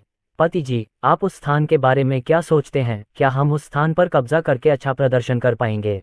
इतने सालों से शादीशुदा होने के कारण वह उस समय समझ गया था कि वह क्या सोच रही है जब उसने अपने होंठ बंद किए। अब जब उसने यह मुद्दा उठाया तो आदित्य मेहता को समझ आ गया कि उसकी कुछ योजना है। इस पर विचार करने के बाद उन्होंने कहा, स्थान अपने आप में निश्चित रूप से कोई मुद्दा नहीं है। आपने देखा होगा कि जब ये पहली बार खुला था तो वहां कितने लोग आते थे। मुझे लगता है कि इसके 3 महीने भी न चल पाने का मुख्य कारण ये था कि मालिक को व्यवसाय की समझ नहीं थी और वह वास्तव में समर्पित नहीं था। उसके स्टोर में फलों को बिना छांटे खराब होने के लिए छोड़ दिया जाता था, जिससे ग्राहक अनुभव पर बहुत बुरा असर पड़ता था। समय के साथ निश्चित रूप से कोई भी वहां जाना नहीं चाहेगा। रोशनी मेहता ने दांत पीसते हुए कहा, तो पतिदेव, आप हमारे द्वारा दुकान पर कब्जा करने के बारे में क्या सोचते हैं? तुम अचानक इतने साहसी कैसे हो गए? आदित्य मेहता आश्चर्यचकित थे। केवल उस स्टोर के लिए ही 10 लाख से अधिक के निवेश की आवश्यकता थी। केवल हस्तांतरण की लागत 3 लाख से अधिक थी। इसके अलावा जीर्णोद्धार और कोल्ड स्टोरेज भी शामिल था। हमें इसे अपने हाथ में लेने के लिए कम से कम 5 या 6 लाख की आवश्यकता होगी। मुझे लगता है कि आपके पास इसे कार्यान्वित करने की क्षमता है।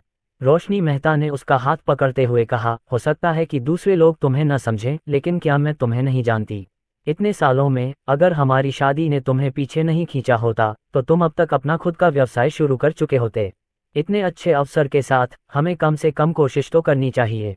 इसके अलावा क्या आप पिछले 3-4 सालों से फलों के व्यापार में नहीं हैं? अगर हम कोई व्यापार शुरू करना चाहते हैं तो फलों के सुपरमार्केट से बेहतर और क्या हो सकता है। ये वास्तव में सच था। ये कहना होगा कि आदित्य मेहता को उनकी पत्नी के सुझाव ने सचमुच लुभाया। उनके जैसे जो लोग फल बेचते थे उनमें से अधिकतर ने बाद में फलों की दुकानें खोल लीं, या फिर वे थोक व्यापार में चले गए। थोक व्यापार पर विचार करना भी संभव नहीं था, कुछ मिलियन के बिना आप इसमें प्रवेश नहीं कर सकते थे। इस प्रकार फल सुपरमार्केट पसंदीदा विकल्प बन गया। यद्यपि वह अकेले 5 या 6 लाख रुपये नहीं जुटा सकता था, फिर भी झांग ताओ और अन्य लोगों से पूछकर उसने प्रत्येक से 1 लाख रुपये उधार लेना आसान कर दिया। यदि उसे अपनी पत्नी का सहयोग मिलता तो वह सचमुच ऐसा कर सकता था। आदित्य मेहता ने कहा, पत्नी, अगर मैं इसे खो देता हूँ तो आधे साल में घर खरीदने के बारे में भी मत सोचना, हमें आपकी ऑडी भी बेचनी पड़ सकती है। तो फिर इसे बेच दो। रोशनी मेहता ने दृढ़ता से कहा, पति, इस साल आप 30 साल के हो जाएंगे। पहले 10 साल आपने परिवार के लिए घर बनाने में मदद की और तब से आप मुझे और हमारी बेटी को तूफानों से बचाते आ रहे हैं। अब खुद के लिए लड़ने का समय आ गया है। वैसे भी अगर हम हार गए तो मैं कार बेच दूंगी और आपके साथ मिलकर सड़कों पर ट्राइसाइकिल चलाकर ड्यूरियन बेचूंगी।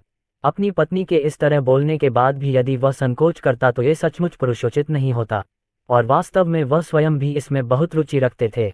अध्याय 11। बूढ़े मेहता की बुद्धिमत्ता। बेक्सिनन शिजिंगशान जिले का हिस्सा है जहां 2 सबसे बड़े गांव स्थित हैं। एक है बेक्सिनन और दूसरा है प्राचीन गांव। जहां तक शिजिंगशान जिले में सबसे बड़े उद्यम की बात है तो वह स्वाभाविक रूप से शौगांग होगा, जो विश्व में शीर्ष 500 में शुमार है।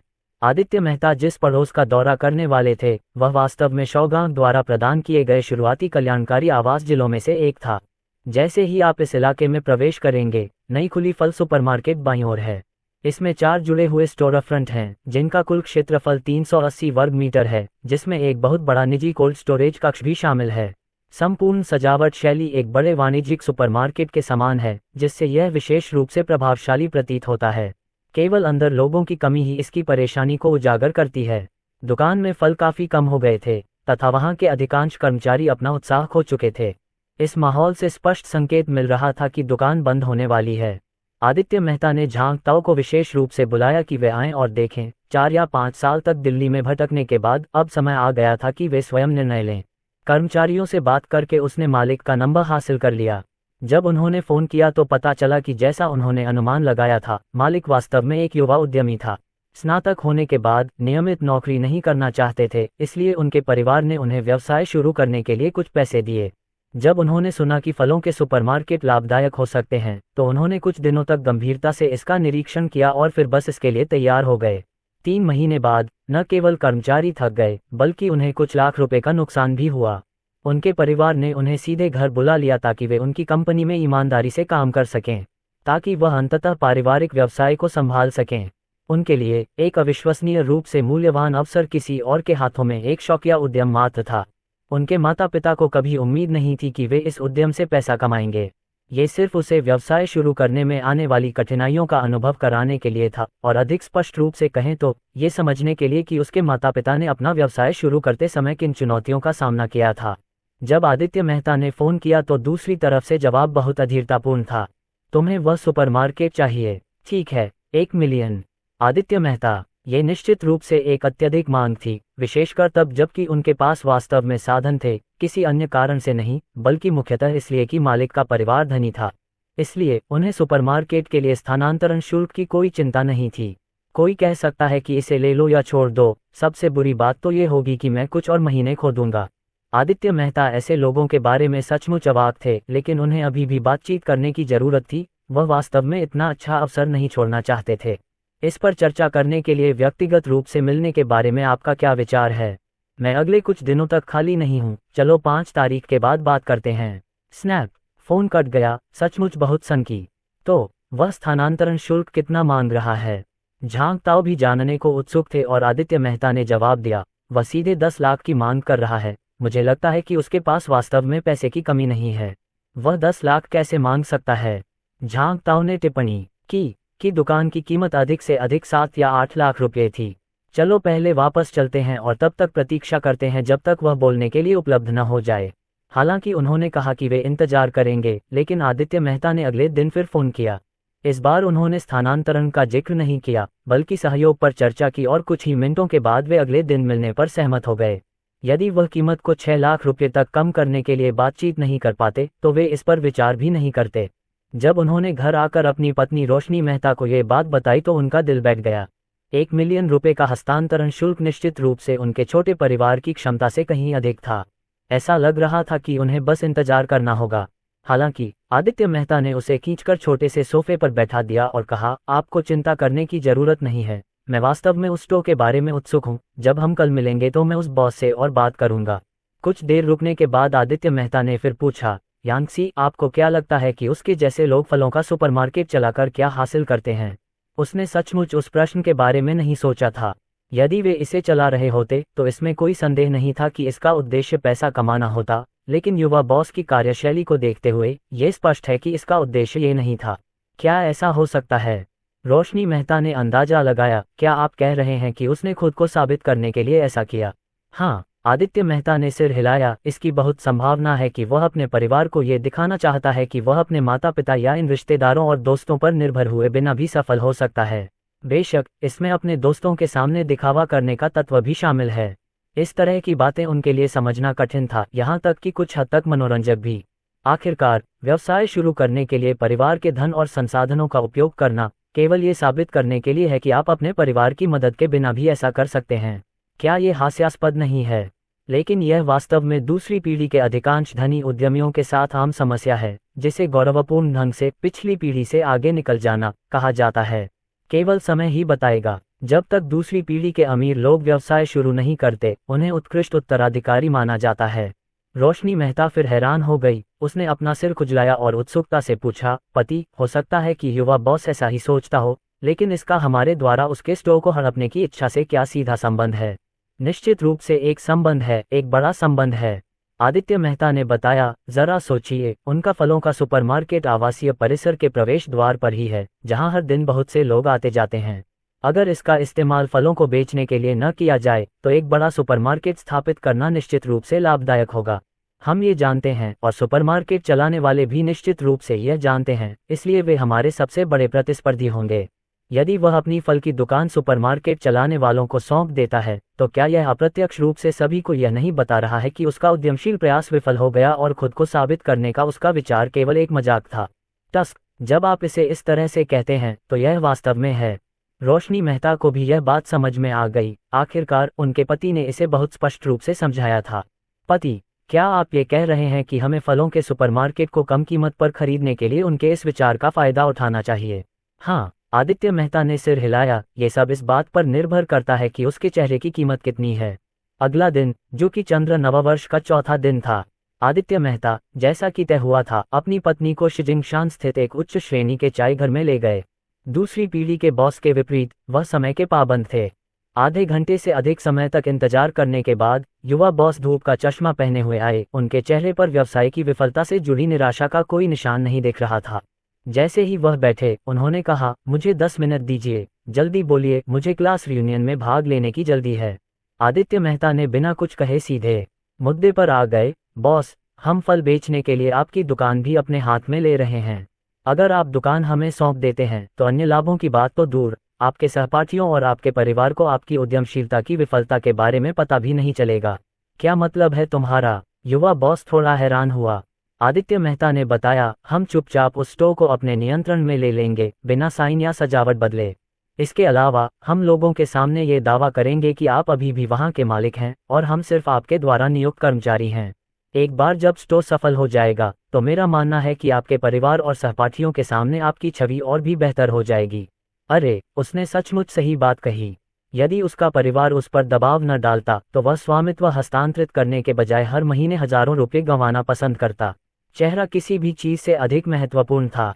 जब उन्होंने वह स्टोर खोला था तो उन्होंने हर जगह इसकी शेखी बघारी थी। दूसरी पीढ़ी के एक अमीर व्यक्ति के रूप में 3 महीने में ही व्यवसाय छोड़ने से वे हर जगह हंसी का पात्र बन गए। इसके अलावा उसका परिवार अकेले उस पर निर्भर नहीं था। अपना मूल्य बताओ। 3 लाख। 3 लाख। ली जेहाओ ने थोड़ा सा मुंह सिकुड़ा। वह जानता था कि 10 लाख चिल्लाना बेतुका था, फिर भी 7 से 8 लाख के लिए बहुत से लोग तैयार थे। क्या यह आदमी 3 लाख की पेशकश कर रहा था? क्या वह सोच रहा था कि उसे व्यापार की समझ नहीं है? आदित्य मेहता ने ईमानदारी से कहा, गलत मत समझिए बॉस, मुझे लगता है कि आपका चेहरा सोने के बराबर है और आपको इतने कम पैसे के लिए परेशान नहीं होना चाहिए। इसके अलावा मुख्य कारण यह है कि मेरे पास केवल 3 लाख हैं, मैं वास्तव में इससे अधिक की पेशकश नहीं कर सकता। सौदा। ली जेहाओ ने बिना किसी हिचकिचाहट के उनके शब्दों से प्रभावित होकर उनके प्रस्ताव पर सहमति व्यक्त की। आखिर ली जेहाओ कौन था?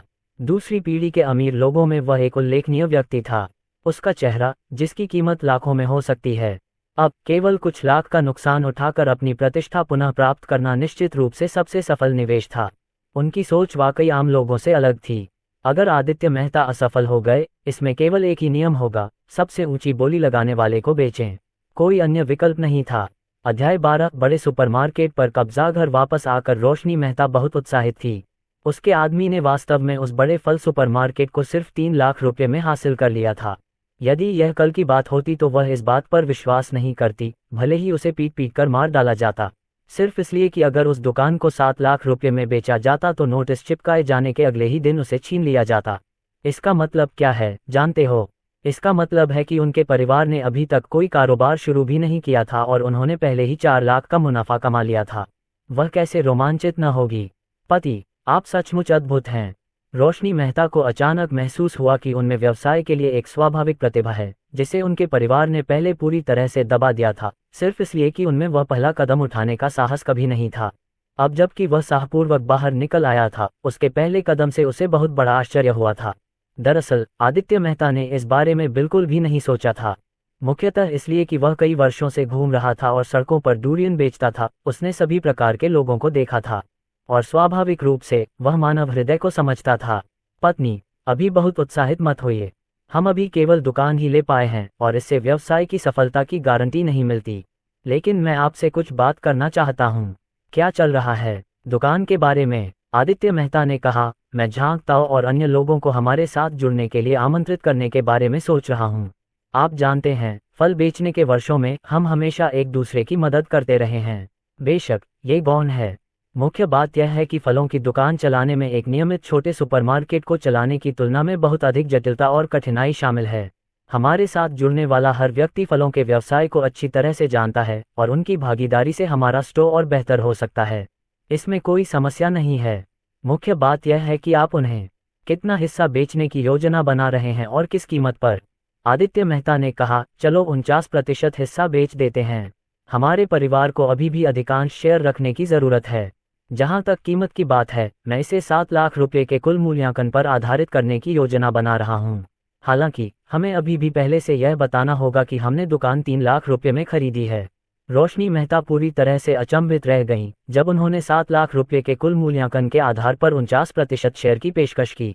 इसका क्या मतलब था? इसका मतलब ये था कि स्टोर का संचालन शुरू करने से पहले ही वे अपना निवेश किया हुआ 3 लाख रुपया वापस पा सकते थे और 30 या 40 हजार अतिरिक्त कमाए।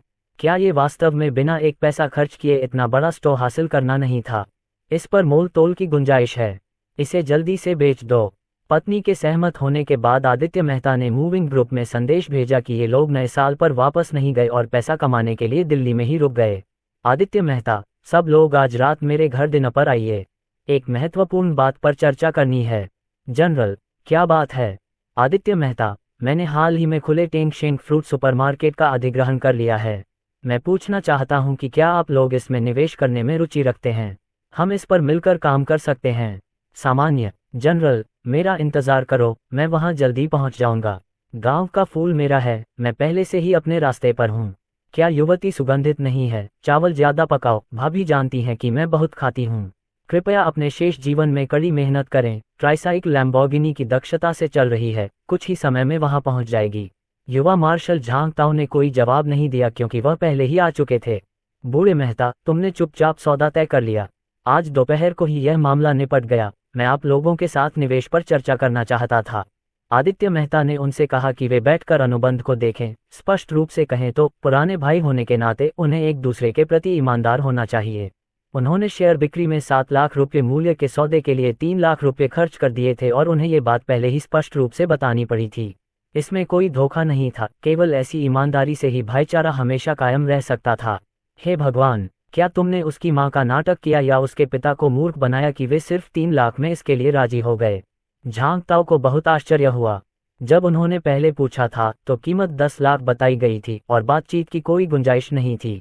वह जो जानता था उसके अनुसार यदि मालिक ने इसे 8 लाख में बेचा होता तो इसे खरीदने वाले बहुत लोग होते। इसका एकमात्र कारण ये था कि यह इतनी जल्दी नहीं बिक पाया क्योंकि मालिक इसकी कीमत कम करना चाहता था, बस इतना ही।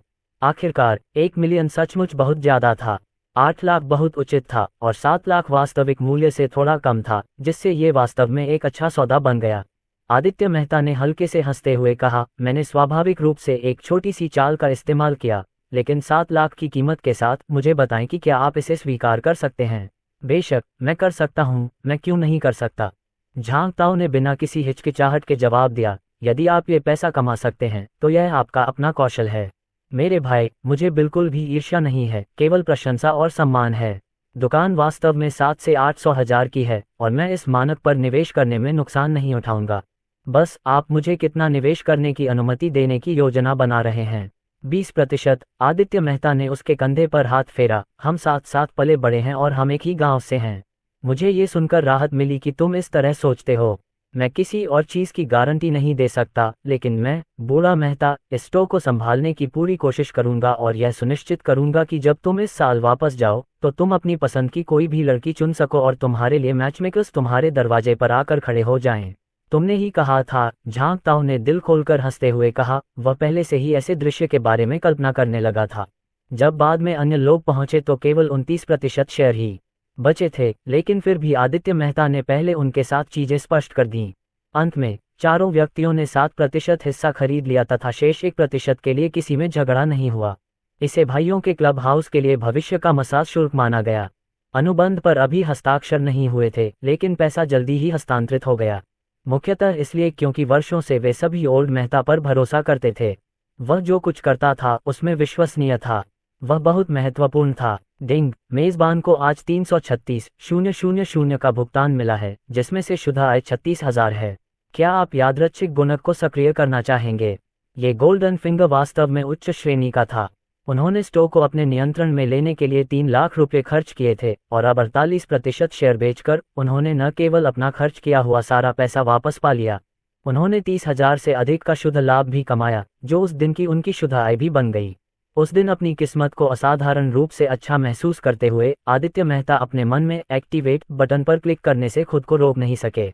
एक बार फिर 2 सुनहरे पासे प्रकट हुए, जिनमें से पहले की संख्या बहुत अधिक थी, 4। दूसरा तो और भी अधिक था, वास्तव में 5 में से अधिकतम। बधाई हो मेजबान, आपको 9 गुना यादृच्छिक वृद्धि प्राप्त हुई है। डिंग, आपके फोनपे को 324,000 का भुगतान प्राप्त हुआ है, जिसमें 324,000 का शेष है। अच्छा हुआ, उसने नए साल से पहले खरीदी गई ऑडी वापस कमा ली। उनके परिवार की कुल बचत लगभग 7 लाख हो गई। पैसे के बारे में बताना कठिन था, इसलिए आदित्य मेहता ने सोचा कि फिलहाल इसे अपने पास ही रखें और बाद में इसे अपनी पत्नी को देने का अवसर तलाशें। सभी को ट्रांसफर पूरा करते देख रोशनी मेहता बेहद खुश थीं। अब उनके परिवार के पास अपना खुद का फल सुपरमार्केट था। जीवन में खुशियां बढ़ती जा रही थीं। वह 8वें दिन ही कंपनी में जाकर इस्तीफा दे देती थी। खुद के लिए काम करना कहीं और एक निश्चित वेतन पाने से कहीं बेहतर था। अगले दिन तेंगशेंग फ्रूट सुपरमार्केट एक दिन के लिए बंद कर दिया गया, मुख्यतः इसलिए क्योंकि ली जेहाओ हस्तांतरण के लिए आए थे और यहाँ प्रभारी व्यक्ति उनके दूर के रिश्तेदारों में से एक था। यदि कोई ऐसा व्यक्ति था जो स्टोर को स्थानांतरित करना नहीं चाहता था, तो वह निश्चित रूप से यही व्यक्ति था। कोई और कारण नहीं, वह खूब पैसा कमा रहा था जबकि दुकान घाटे में चल रही थी।